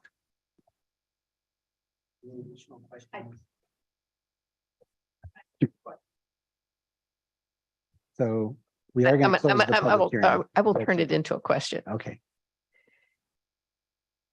So suppose, so most of these are four-bedroom units, correct? I believe that's right. Okay. And so suppose in my older age, we decide to buy one of your units and decide to rent it out. It has 4 bedrooms, correct? And as far as I know, the city would allow us to rent those 4 bedrooms. And, you know, we have a lovely little retirement. Now I have 4 healthy young adults who have jobs, good income, and they all drive. I think what's important to bear in mind is the city, in setting its parking requirements, off-street parking requirements, did assess how much parking would be needed for various types of units with various numbers of bedrooms. And So- for 4-bedroom units, the city did determine that 2 spaces per unit was adequate parking. And then this project actually provides 6 additional spaces beyond that. But in the mixed use zone, it determined we also wanted shared parking, and we stated that very clearly in the ordinance. And respectfully, Commissioner Marks, the shared parking, that provision does say that shared parking provisions shall be incorporated into mixed use projects. And the project is defined as the Starbucks property and the houses that we are talking about. It is not any of the other aspects of the retail center. The mixed use project that is under consideration does include shared parking provisions, and there's no requirement in the code that actually says it has to be between residential and non-residential. So it does meet that objective standard. Well, I think there's obviously a disagreement here on this. So other questions to clarify the project or the. So I have one more on this parking. Spent a lot of time thinking about this today. So in the conditions of approval, and I believe it's number 29, it has a statement about that residents are not able to turn dining rooms, living rooms, other parts of the housing unit into additional bedrooms. They're not allowed to do that. And then it states very clearly, however, that a garage is allowed to be converted into an accessory dwelling unit as by state law. Now, where does everybody park? So, I mean, we're not being unreasonable in trying to get you to understand where we're coming from.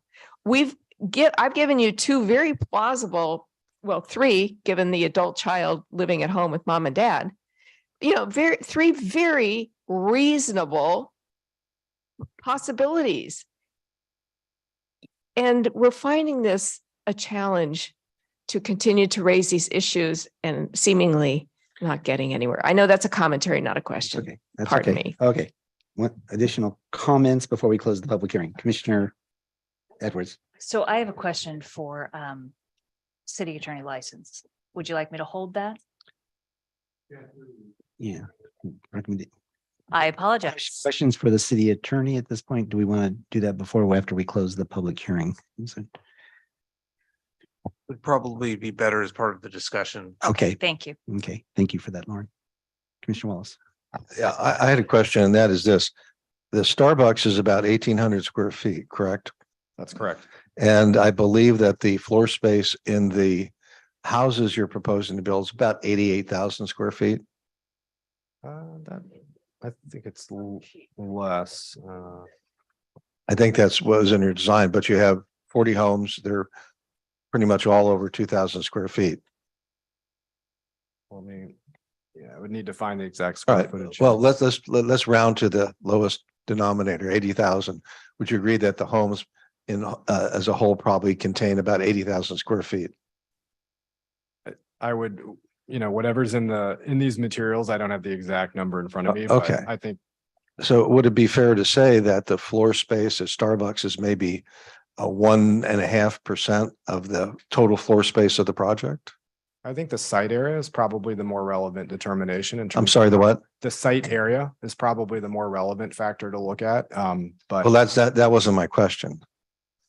we could certainly do the calculations and determine, I Okay. don't know offhand exactly what the percentage All is. right, now, the proposed shared parking arrangement that you are talking about with us today, that only benefits the 1.5% that constitutes the non-residential use of this project, correct?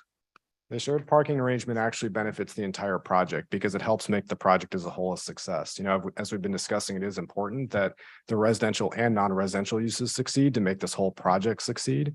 And if the Starbucks becomes a vacant space because there's not adequate parking, because there's not adequate access, because a coffee shop, tenant just says, this doesn't work for us, that really is a problem for the residences right next door. To have a vacant space right there really undermines the whole project. So it is a problem for the residential and non-residential components of the project alike. That's your definition, how it benefits it, because the Starbucks might stay there? Well, the benefit, again, under the code, that's not required, but overall, it does meet the intent of the code to further the mixed use project as a whole, which this does, the shared parking provision that's already part of the project. Because it benefits the Starbucks, even though a person who wants to get a latte at Starbucks could walk across the street another 15 feet and park there and walk into Starbucks. In other words, a person can patronize Starbucks without ever setting foot in those 34 stalls that are right around Starbucks. But they simply may be less likely to patronize Starbucks if they don't have convenient parking and they're driving in at 5:30, they want a 5-minute quick stop. Tenants, and look, I understand exactly what you're saying, but we just have experienced, and really my client, I should say, has experienced that tenants where convenience is critical, it is really important to them to have excellent access and excellent availability for people to get right in and get right out. Have you actually patronized that Starbucks? I have not personally, no. Okay. I have, and I have not always parked in those 34 stalls. Didn't deter me, but maybe I'm just different. That's all the questions I had right now. I do have a couple of questions, but before I do, I think we had the one public commenter that was unable to get in at that point. Why don't we take that comment? Nicole? Hello, can you hear me? Yeah, we can now. Oh, thank you. Sorry, I was dialing in from my iPad and I don't usually use Zoom. I'm more of a Teams person. So thank you for taking my call. I did join late. I'm actually still working. And I did find it important to dial in. This is maybe only the third or fourth call I've joined on these meetings, but I am very strongly opposed to this project. I have voiced my opinions on this before and mentioned that I am one of those people that is sitting on the sidelines, not always joining in, not always voicing my opinion, but is very opposed to the project overall for multiple reasons. I'm a longtime resident of San Ramon as well. And I was here when the marketplace came in. It was fabulous then, and it's even more needed now with new housing coming in. I joined when the last three speakers were speaking, so I'll just reiterate that I agree with everything they had to say. I am surprised at this whole parking discussion because that was one of the things I commented on very early on when I heard there was a 3-foot apron. To the owners or developers of these HOAs, you're completely naive to think that every unit that has 2 car spaces will actually use the garage. And to one of the members' points there, it can be converted. I live in a condo unit with close to 250 units. Each has one single garage. Many people have 2 cars. We have an additional parking space of 0.75 for each unit, meaning maybe about 190 units or parking spaces, 8 of which are handicap. So we do not have enough parking outside for every single unit. Now add to this, we probably have a fair portion of the community who is by the CCNRs required to use the parking for their garages. They're required to park a car in there. I can tell you for a fact, there's got to be at least 50 units using it for storage. And it's been a battle for 10 years. So for the person standing up at the podium to say, oh, well, we've got 2-car garages and they'll use it for that. You're completely naive. That is not where they're going to be parking, and it will be a problem. I'm also irritated about the grocery store going away. I think with all of the development and growth, we need this to remain as commercial space. And then as the beginning of that conversation too, there was discussion about the pedestrian pathway. I'm hearing so much on this call today about this double speak. It's a pedestrian place. It's a way for pedestrians to go through, but we'll want to be careful about who's going in there. At one point, you might be putting a little wall up and you might be restricting access. As to Starbucks being a concern about a vacant place, I think the current landlord has done a very good job of resulting in businesses leaving because of the dilapidated state of that marketplace. Personally, I think it'd be better to keep it as commercial, sell it to a management company that can properly manage and keep it developed nicely. Those are the main points that I have, and I applaud all of those who have been fighting this along the way with a much more dedicated movement. Thank you. Thank you. Thank you. I did have a couple of questions. Have you seen the letter from Green Fire today that we received today? I did briefly review that letter, Okay, yes. there were some other points. Obviously, I think I know that your reply on the master plan, because we've talked about that before. There was a question on the Starbucks hours of operation, and what are the hours of operation of that Starbucks? 5:30 a.m. Is that what I heard? And employees come at 5 a.m. Is that okay? And then deliveries, trash pickup, that kind of stuff. Does that happen when employees are there? Does it happen during the day?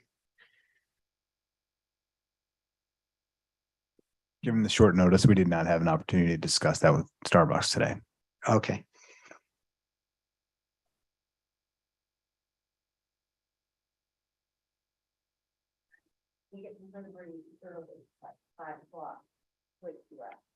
Okay. Okay. Okay. Okay, thank you. Thank you. There was a question from Green Fire on bicycle parking spaces. I did check with city staff. Code does mandate the number of parking places for bicycles. So I think that has been addressed by our zoning ordinance. There was another question recommendation, and I can't recall from the plan. Are you providing EV parking or car wash spots for the residents or EV charging at the shopping center today? You know, or do you?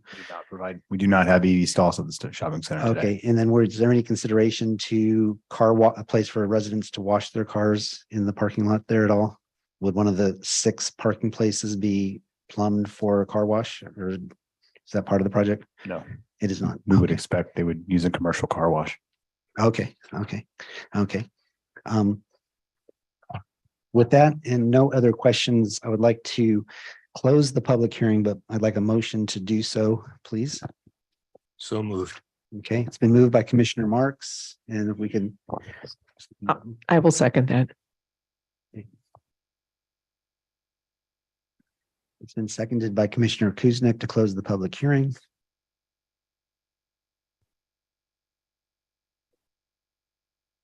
Did you press the green button? Oh, sorry. Okay. Okay, now we can go ahead and vote.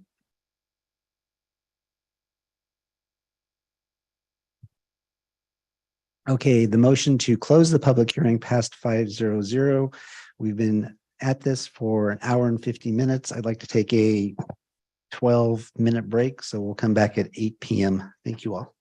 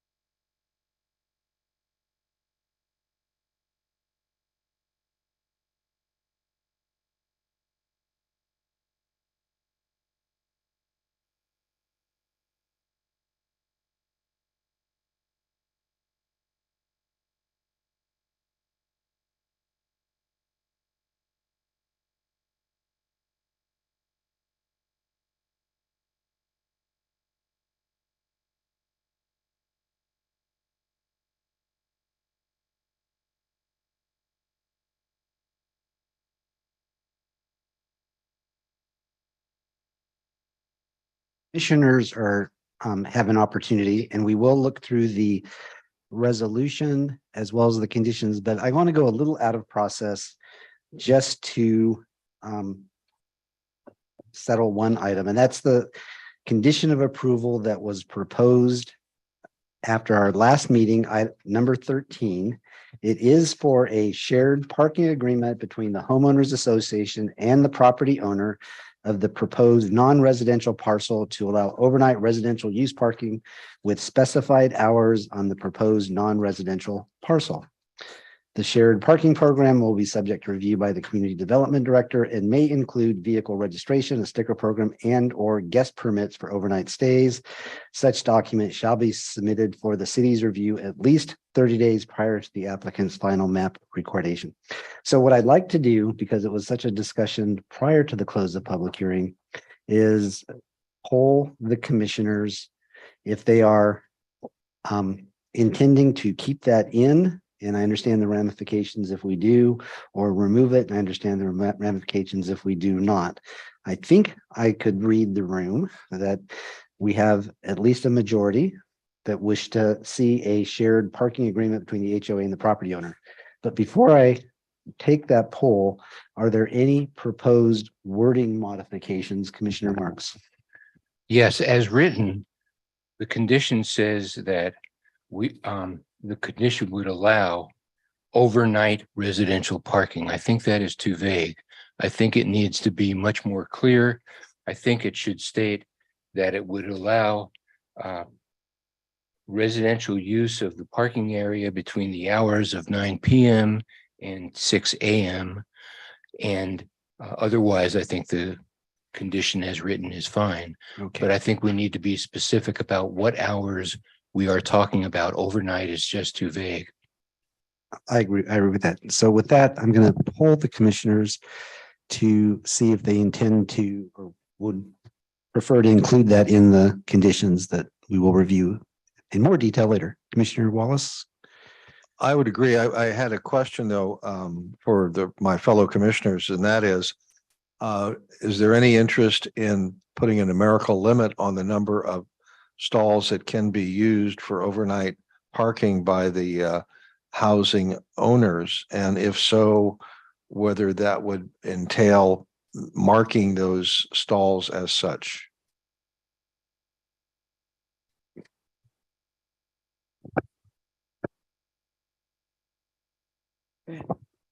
I had not thought about the numbered limitation. I think that the provision where it says vehicle registration and a sticker program is a good step. And I could support indicating that these would be where they're designated. So limiting the number? I would not be in favor of limiting the number. The last person is in the same box that we've been trying to prevent. Somebody comes in and at 9 o'clock, let's say all the stalls get taken. Somebody comes in at 9:30 or 10 o'clock, and what do? If the stalls are not being used, then I don't think it matters who or how many, as long as they are not there before the start time and not thereafter. I would favor a parking permit program with enforcement. And I think that people who use the parking stalls need to be informed with signage and in whatever agreements they sign when they enter into the units, that towing is a part of the program. Okay, Commissioner Edwards. I don't have a problem with that. I just wanted to raise the issue so that we could say we did discuss it in case it goes upstairs. Okay, Commissioner Edwards.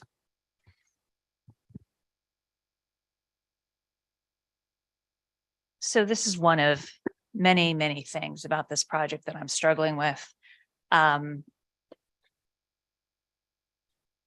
I agree that there needs to be shared parking. I agree that there needs to be shared parking between the commercial and residential portions of this project, not between the commercial aspect of this project and the other portion of this project, because that's what's important to the project applicant. We are hearing it over and over and over again, particularly tonight. The only thing that this project applicant seems to care about is the retail uses for this project. We have badly designed units. We have badly designed parking.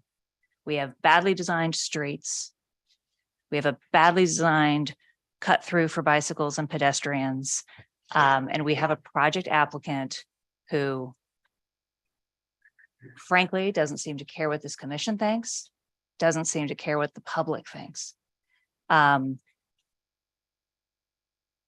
have no power to force the project applicant to make eye contact with the commission, for example.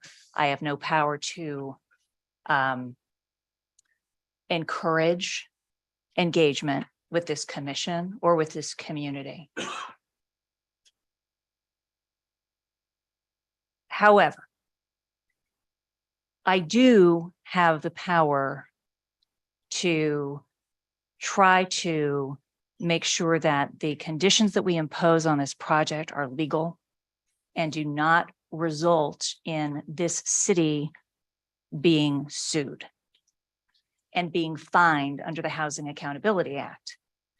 I care that we have the resources available to us to do the specific plan amendments that we are talking about needing to do. I want to be sure that we have adequate funds for the planning department staff that we need to rezone our city to match what we've put in our housing element. And I have real concerns about not just whether we have the ability to legally impose a condition like this. I think it creates vulnerability to the city. But the thing that most concerns me is that I don't see the city enforcing a shared parking requirement. Just like I don't see the city enforcing, whether people have a refrigerator in their garage. So for that reason, I'm not in favor of including this condition number 13. And I appreciate that others may disagree, and I'm not going to lobby you to change your mind.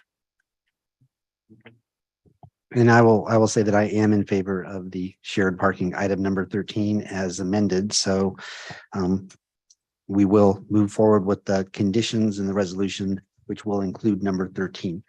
So I just wanted to take that off since it was such a lively discussion. At this point, we have two things we can do. We can make general statements, comments. That's one thing we'll need to do tonight. It'll be allowed to do. They will all become part of the public record for whatever may or may not happen next. And then secondly, we have a resolution and a condition to approve. And just as we can talk about the order we want to do this, we also have a pair of resolutions and conditions. The one that was originally proposed by staff, and then there was an amended version of the document that was submitted by Commissioner Wallace. So keep that in mind that we will be needing to make a decision on which one we want to work from, and they're very close. And so what I'm looking around to see, are there any statements we'd like to make prior to us taking a look at the resolution and the conditions? Or have most of the statements been made either tonight or last week or previously? Okay, Commissioner Wallace. I do. This came up when I read the Greenfire letter today. This has to do with the pedestrian cycling access point that's shown on the chart that I referred to as A0-.1. It did not occur to me that there was even an issue until I got the letter. And when you look at that particular diagram, site plan, it clearly contains a representation by the applicant that there shall be pedestrian and cycling access through the project, through the residential portion of the project, from the Marketplace Road into the shopping center per se. As far as I know, there is nothing in the conditions of approval that have been prepared to date that documents that as an easement, which I think it should be. And I would ask that we add an additional condition of approval, and I'm bringing it up at this time because it's not in either of the two versions that the chair was referring to. Something to the effect that the applicant shall grant a public access easement on parcel E, as in Edward, which is the parcel that's shown on the map, having represented to the city and this commission that there will be such a access point through the project. I think that the applicant ought to be held to that representation. And the only way to do that, it seems to me, is by a public access easement, as they were talking about tonight. It's basically, well, we'll think about it and maybe we'll close it off at some point in the future. Well, that's not the type of access that's represented in that drawing. So I think we ought to hold them to what they've said. Comments, feedback on that item? I would agree with doing that. Final language to be determined by the staff, and maybe Commissioner Wallace could review it once it's prepared. Commissioner Kuznick? Yeah, I would agree. Okay, Commissioner Edwards? I don't have any objection to adding that kind of a condition.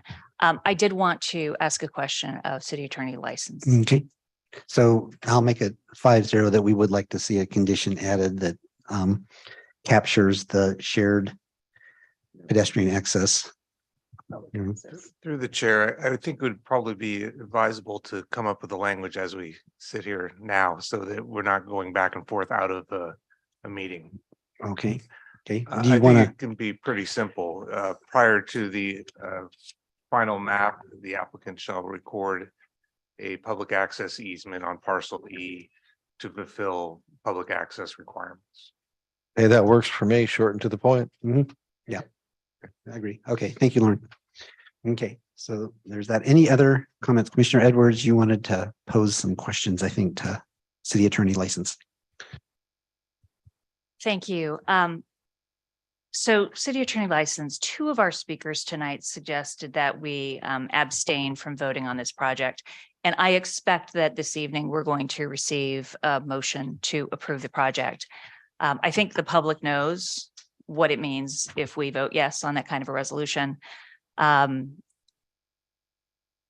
If we vote no, I expect that the city will be sued. And I expect that we may have liability under the Housing Accountability Act. What does it mean if we abstain? What's the impact of doing that? Well, I would look at the Planning Commission guidelines and bylaws. There's an article 6B that states an abstention from voting will be considered as an affirmative vote if an additional affirmative vote is required to sustain the action. So if it's 2-1, or excuse me, if it's 2-2, then and someone abstains, then that sustains the action. Okay, thank you. Additional questions? That was it? Okay, so make sure I understood. If 2 vote yes, 2 vote no, and 1 abstains, that's the equivalent of 3 voting yes. That's my understanding. Correct. Okay, thank you. Okay. Can I ask a question? I'm sorry, did you have another one? Okay. I have a question on packet page 17. And I'm asking because this issue of the March 14th date has not come up while I've been on the Planning Commission, where it says, therefore, be it resolved pursuant to applicant is given a 90-day period in which you may protest fees, et cetera. How does that impact with this March 14th date that this city agreed to with the applicant? Does that answer? Yeah. It's a 90-day period from the time that the project's approved. So if it's appealed, it would go to the next hearing. So it'd be the March 14th date. 90 days from that would be when you could challenge fees. Okay. Yes. Thank you. Okay, so I think we're at the place where we want to review the resolution and the conditions. Commissioner Wallace submitted a modified resolution And we modified the conditions tonight on the dais. Commissioner Wallace, could I ask you to just highlight and point out the rationale and, what the thinking was of modifying the resolution? And we can kind of make it, then we'll ultimately make a decision which document will we work from tonight. Okay, sure. So what happened is that after I received the packet with the redlined versions of the resolution, and it's redlined because it contained staff's changes and my changes. And as a colorblind person, I thought that was a lot to deal with.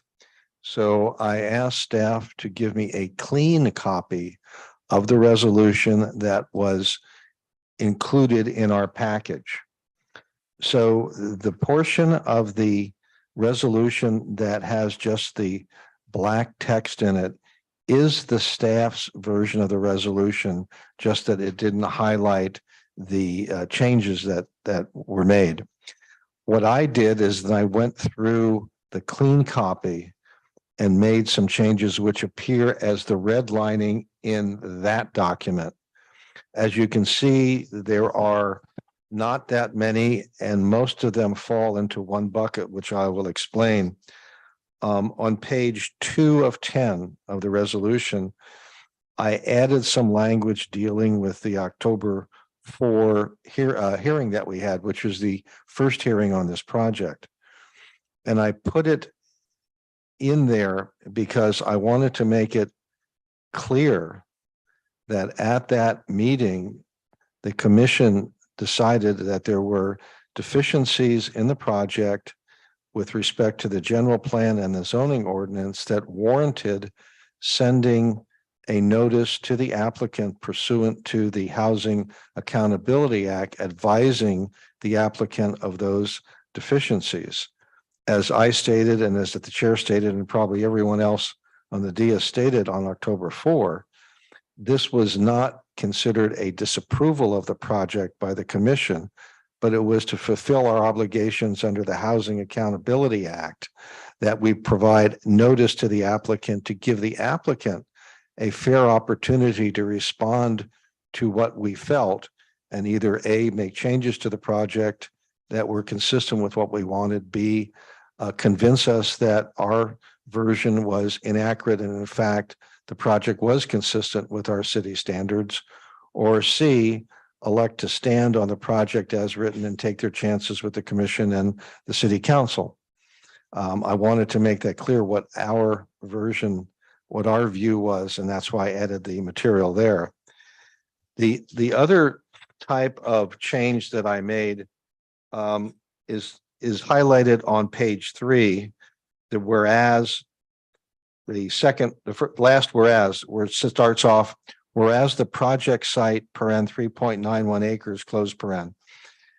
As you'll see throughout the resolution, when it refers to the letter that staff wrote on October 17, as you recall, at our last meeting, the city attorney and I had a discussion about how to describe that, and we agreed that we would describe the letter and what it said. The problem I found in the way that this and the other versions of it were drafted is that the language said, furthermore, as outlined in the city staff letter dated October 17, there are no identified inconsistencies with objective standards and criteria, close quote. To me, that basically said that this commission was finding as a matter of fact that the project was consistent and that there were no inconsistencies with our city standard. That was diametrically opposed to what we said at the October 4th hearing and also repeated at the October 18 hearing.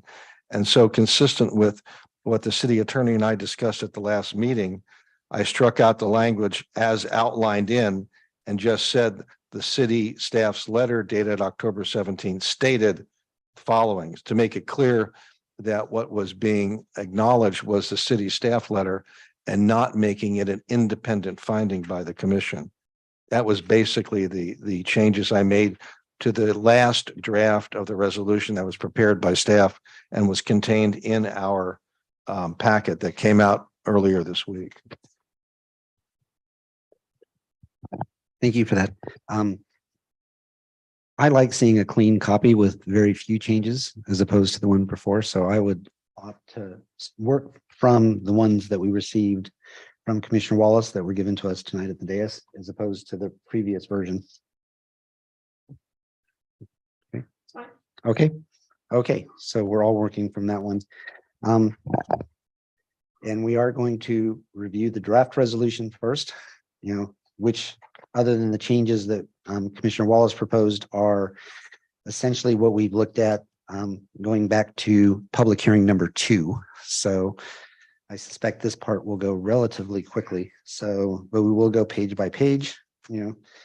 Page 1, slight changes from previously, just rearranging some of the whereases. I think, as Commissioner Wallace explained last time, it was just to put it in chronological order. Page 2, the final October 4th resolution, was the one that Commissioner Wallace enhanced. Through the chair, Yes, sir. I just have one comment on the last recital where Commissioner Wallace has struck the words "in response to Commission's feedback." I would ask the Commission to consider putting that language back in, as the letter that was written on the 17th did outline each and every one of the concerns that were raised by the Commission on at the October 4th meeting. The city attorney and I had a discussion about this earlier today. I did not agree with his characterization of this because it sounded like the staff was writing a letter that was consistent with what the commission found on October 4th.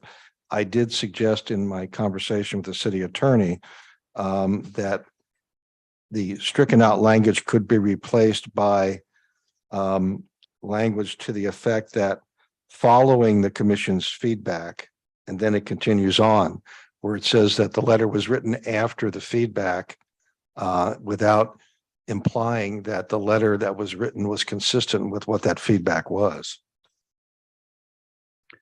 That's better. I would prefer the original language, but I will leave it to the Commission to decide what wording to put in there.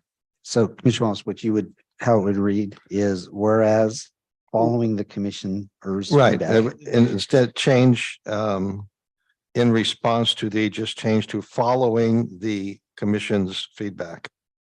So it's more of a temporal rather than a qualitative statement.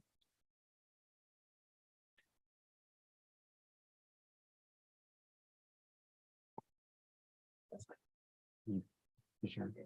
Okay, I think we'll go for someplace in the middle and take the second version. It's close. Okay. Page 3 of the resolution. The final recital is where I think Commissioner Wallace, slightly modified the comments. I am okay with them. And I think this is what we'll find throughout the document.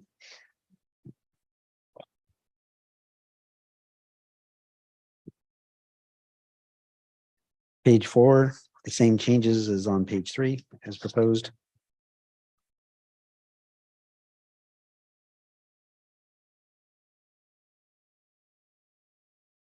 Page 5. I'm Oh. sorry, let me stop you if you don't mind. There are a lot of duplications of the following statement. As outlined in the city staff letter dated October 17, 2022, quote, there are no identified inconsistencies with objective standards or criteria, close quote, for the project. And the project would not result in significant effects, da, da, da, da, da. Mr. License, do we have to have a quote from that letter in the resolution? Is that required? Is it mandatory? Is it important? From my perspective, I don't think it's adding anything to the resolution, and it is repeated throughout. Well, I think the main point is that from a legal standpoint, there were no identified objective standards, so that if that language were put in there instead of the whole letter thing, because the letter really isn't relevant to this. the fact that there were no standards, no objective standards identified stands on its own. Well, from my perspective, I don't think that's a finding that the commission made. And I think that we've heard often that the commission does not agree with that statement. From a legal perspective, does the statement need to be in the resolution? The letter is what the letter is. The letter is part of the evidentiary record. If we don't have to have that statement in the resolution, I would prefer to leave it out. I would want to go through each and every one of the spots where that language is used. But in general, I think the main thing is that there were no identified objective standards prior to the 30-day time limit. So once that had passed, legally there was no the legal effect was that that those standards could not be used to deny the project. So what is the implication if we do not make that finding in this resolution? Do we have a problem with the resolution? Does the resolution cause the project to be denied? Does the resolution create a problem where the city is vulnerable to litigation?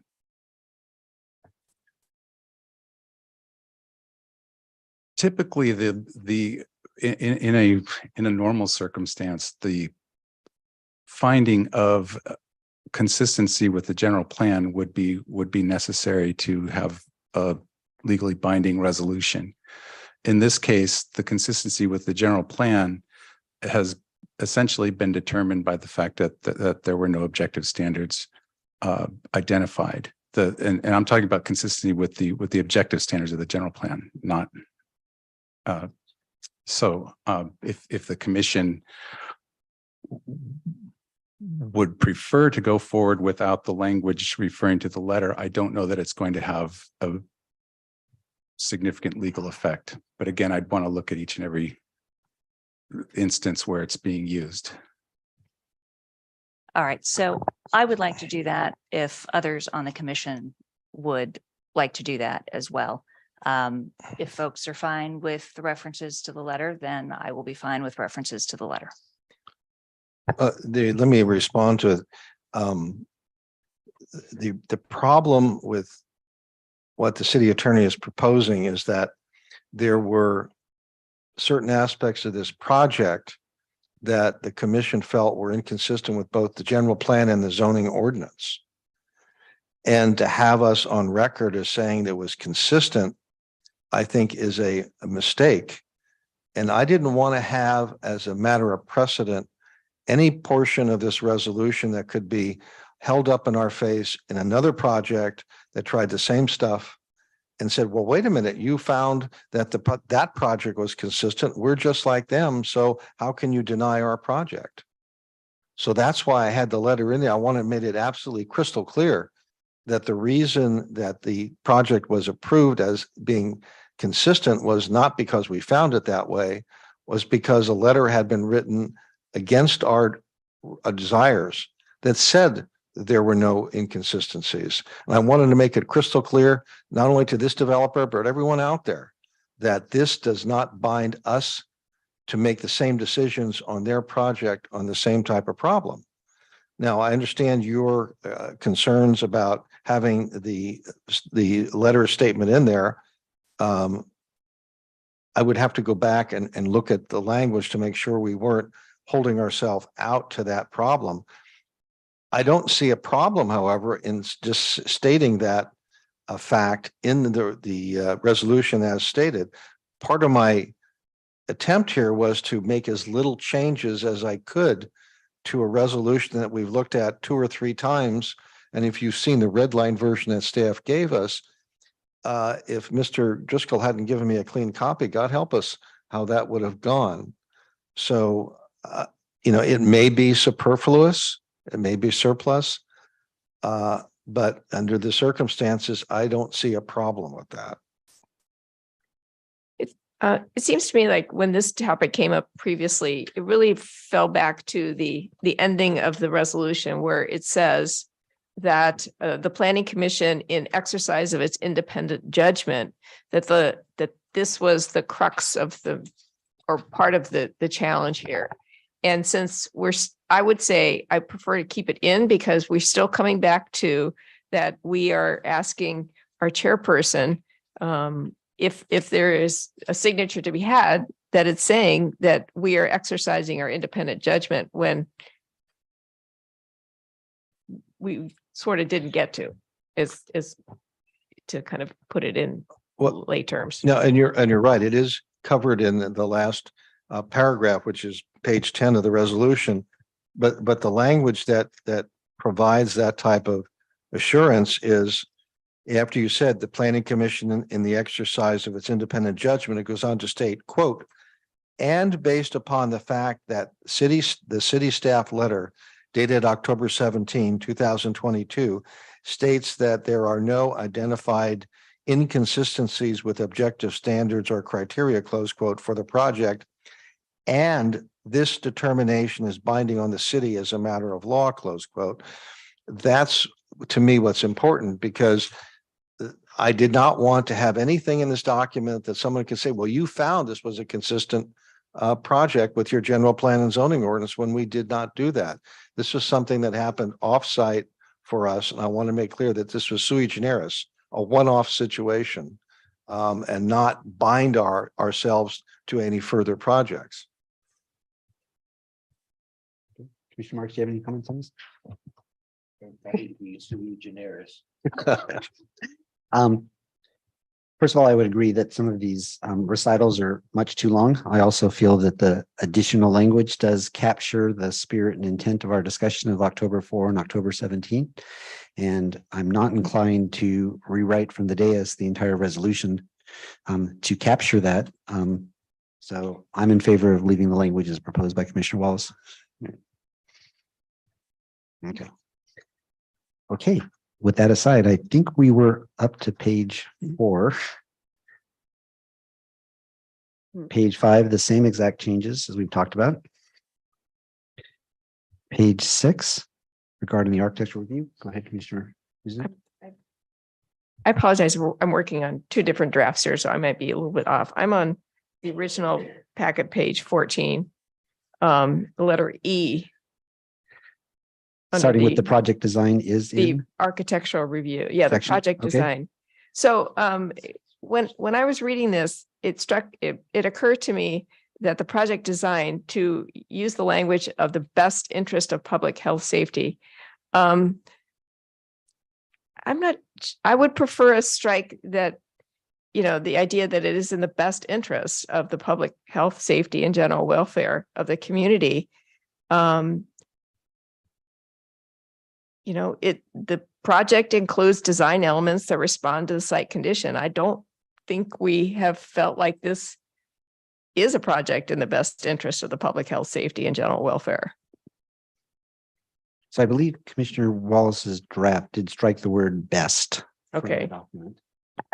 Yeah, yes, I think the city attorney and I had another conversation where I believe that he said that the finding that the project was in the interest of public health, safety, and general welfare is a required finding.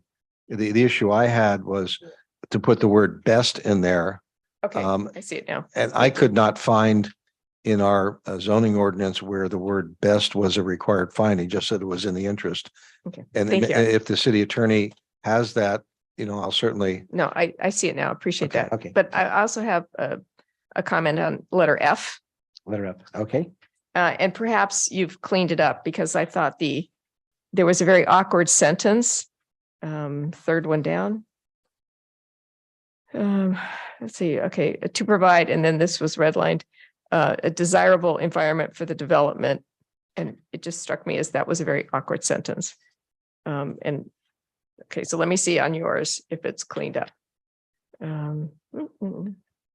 So the F is where it starts, general site considerations. Yes, Okay. student layout, open design topography, okay. Have been designed to provide, okay, see, I don't really quite get that. You know, it seems redundant. They have been designed to provide an environment for the development. Well, what else are they designed for?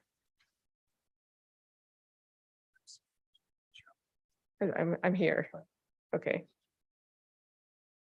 Is it the comma after the word design that causes the confusion, or is it just? I don't understand when you say that all these things have been designed to provide an environment for the development. That just, What shows up in the staff revision is the word desirable. okay.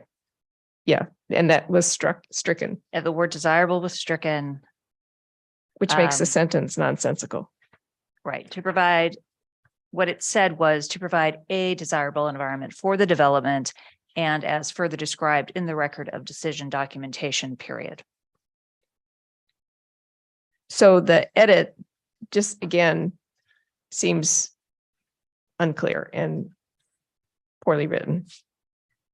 And I'm asking for some help here. I don't think Commissioner Wallace intended to change letter F, you know. I think. it Yeah, no, was- that was the staff change. That was a staff Right, change. Right, and I think as written by staff. What's it? That was based on prior comments. Yes, right, okay, so. I can live with it. I'm just saying that I find it a very awkward sentence, Right. but I'm not holding up this hearing because I don't like the way the sentence is written. And I will pass on. Keep going. And then finally, on the same page, in the original that we got, letter H. I would also say that where it says, this is like 1, 2, 3, 4, the fourth or fifth line down. Okay, let me read it. General landscape considerations, including location, type, color, texture, coverage of plant materials, provisions for irrigation, maintenance and protection of the landscaped areas, and similar elements have been considered for the project to ensure visual relief to complement buildings, structures, and surrounding open space, and to provide an attractive environment. That is very subjective, and I suggest that we put the period right after the word open space. We're going away with subjectivity, and let's try to be consistent then. I'm Okay. fine with. I'm fine Because with it. who's going to decide what's attractive? Okay. You'll decide I'm okay with that. I'm okay with that. for another month. Yes, okay. okay, I'm seeing consensus. Okay.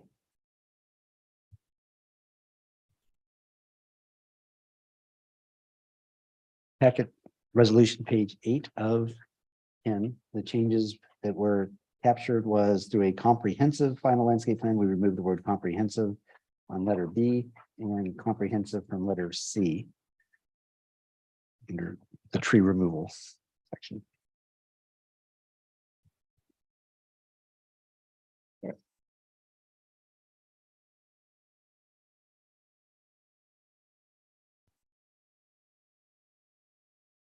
Okay.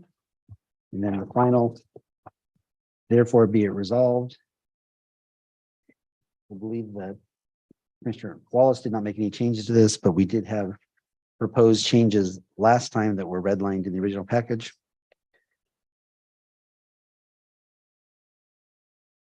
Comments? Nope. Okay.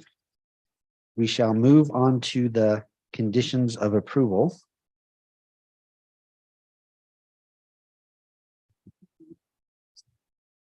Let's get the original.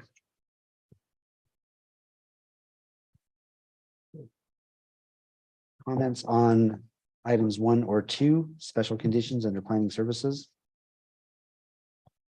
Okay. Page 2, changes on items 3, 4, 5, 6, 7, or 8.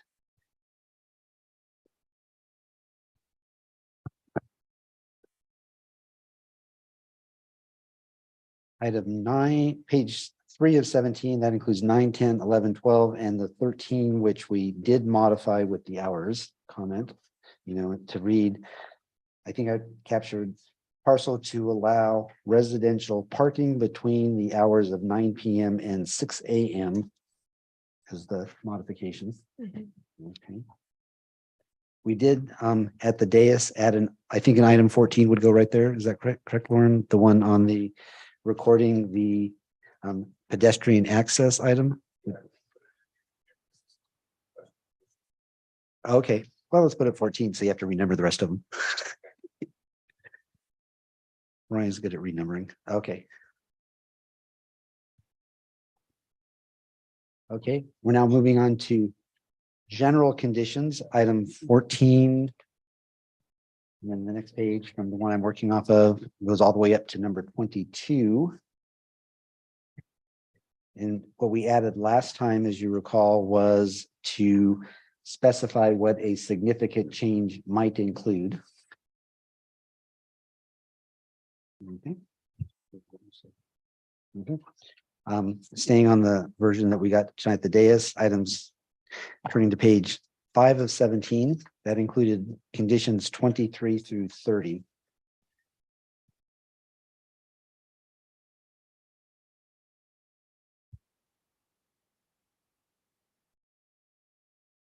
Page 6 would be items 31, 32, 33, 34, and 35.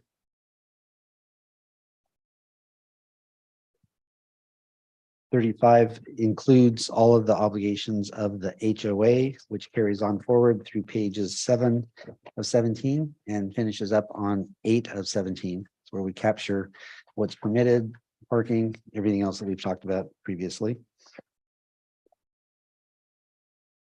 Okay, turning to page 8 of 17 includes 36, 37, 38, 39, and 40. Okay, bottom of page 40, we start the engineering services division. Page 9 of 17 includes conditions 41 through 51.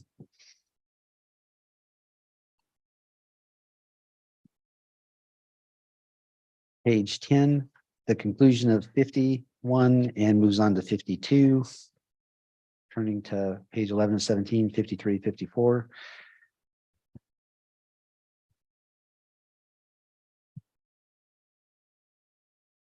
Page 12, continuing with engineering services division, 55 through 67. Page 13, items 68 through 75. Page 14, items 76 through 83. Page 15, items 84 through 90.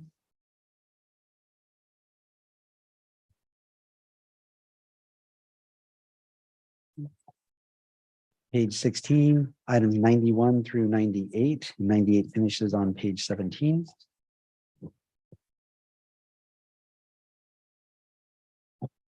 Okay, items page 17 of 17, items 99 through 104.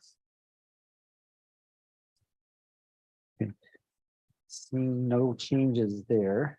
Does anybody wish to make any comments, or would you just like to move right on to a resolution and a motion?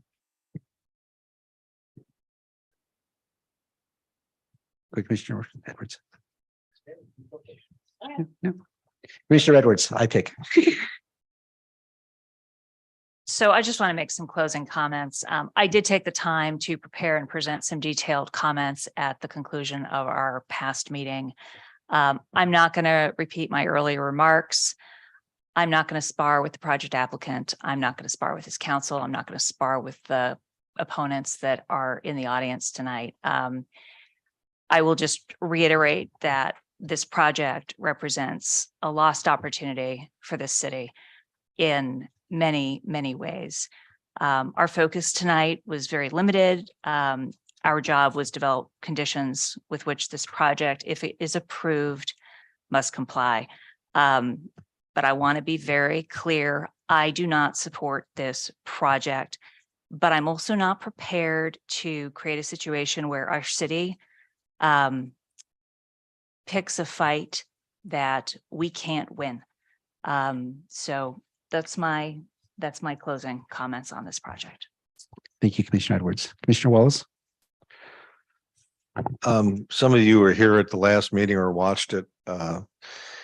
Remember that I explained to you under the Housing Accountability Act and the way this project was processed, that our role was very limited. And specifically, we could not disapprove the project because of a inconsistency with our general plan or zoning ordinance, which I think our commissioners felt existed. But that's sort of the hand we were dealt. We had to do that. And so the reason that we were here tonight was the last act in this process is to vote on how the project gets built. And I think that over these last 3.5 hours or so, I think we have done the best we could do to mitigate the problems with the project that we saw. So I know that you have been told more than once that the city does not have the power to force any property owner to have any particular type of business. I can understand the feelings about losing Nob Hill Market. I have been in there myself several times, and I can appreciate the fact that you have to go someplace else for shopping and maybe more than one place to go shopping.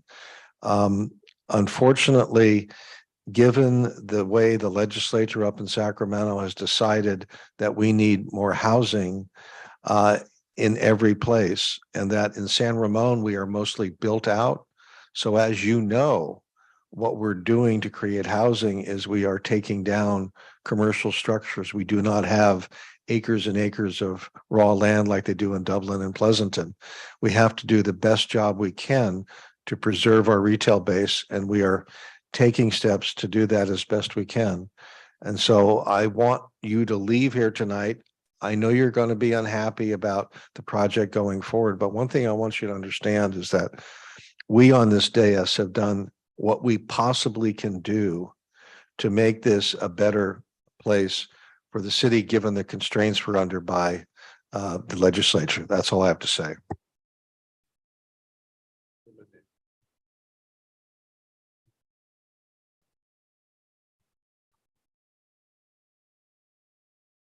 I think the last comment that I would like to offer to our applicant was when you stated that the success of Starbucks was important to your project, just struck me as the height of being clueless, because in order for this project to be built, you've done away with a full service grocery store.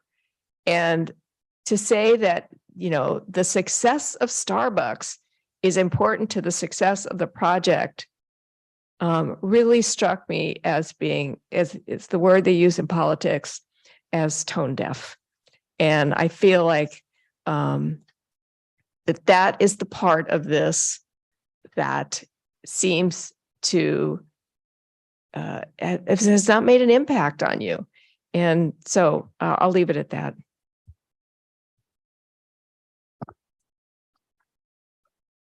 Mr. Chairman, I think my colleagues have pretty well summed up how I feel about the project.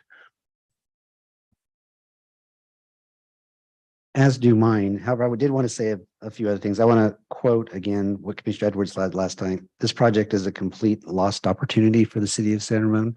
She pointed to some other projects that I went and looked at, and it's amazing what a creative project could be right here. And I hope that going forward, we'll see creative projects in our city.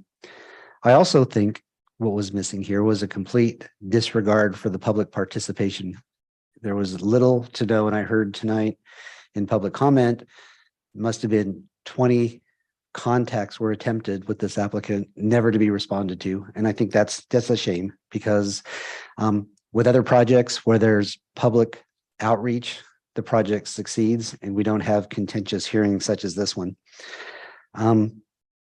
And like the other commissioners, I feel hamstrung by the state, but more importantly, I feel that it's a failure on our part collectively to not have objective design standards that will truly create the kind of projects that we want. We've tried in all three of our public hearings to come up with language that would include a requirement to build a master plan that would obligate this applicant to develop a master plan. We acknowledge that they can't control Sports Basement. We've also learned they haven't contacted Sports Basement. We've also attempted to create one on just the parcels that they own, and we're told that we can't enforce that. But what we have been told is that it is the city's job to develop a specific plan for this area. And I would like to go on record that from this commission, I think that is essential that that be done as part of the general plan update, that we create a policy that obligates this city to develop that specific plan for this area so that we now have some standards. We are moving into another phase, and I would just encourage everyone that has participated so actively and vigorously in this to continue to stay involved, because the next phase of what we're going to be working on is actually developing the objective design standards that we must have if we're going to survive going forward. So I would encourage everyone that has spent time on this project to continue to stay involved as we work through developing those objective design standards so that it will help us going forward in the future. And I encourage you to do that. And that concludes my comments at this point. We close the, go ahead quickly. Come to the dais.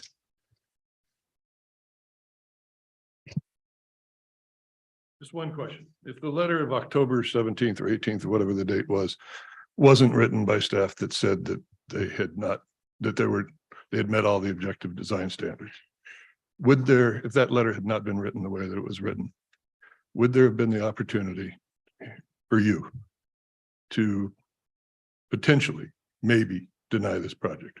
I think that's a hypothetical that we're probably not Sure, it's positioned to do that. Yes. But it's a straightforward We question. don't know what would have happened as a result of any of the letter. So I don't think I don't want to hypothesize You how it gave would me be my responded. answer. Thank you. Yeah. Okay. Through the chair, I would like to comment on that. And in my opinion and in the opinion of just about every consulting attorney that we've spoken with, the letter made absolutely no difference in the final product of this application. The commission would not have been able to change this project and the result of this project in any way based on the two standards that the commission questioned whether or not were consistent. So that said, this project is exactly the same way it would have been. It's just that it was a little bit more painful to get here. Thank you for that. I think we did close public hearing. I think we've all had an opportunity to make our comments tonight. I think what's left now at this point is to make a motion, a second, and then take a vote on this project. So if I could ask for a motion, okay. May I ask a question? Certainly. The way that our voting system is set up, when a motion is made, the person who is making the motion is deemed to have voted in favor of the motion. And the person who has seconded the motion is deemed to have voted for the motion. Yes, digitally. We still have to. I think the way it works is it's the motion, the second, then they open the vote. We all have to then vote yes or no. I think at that point.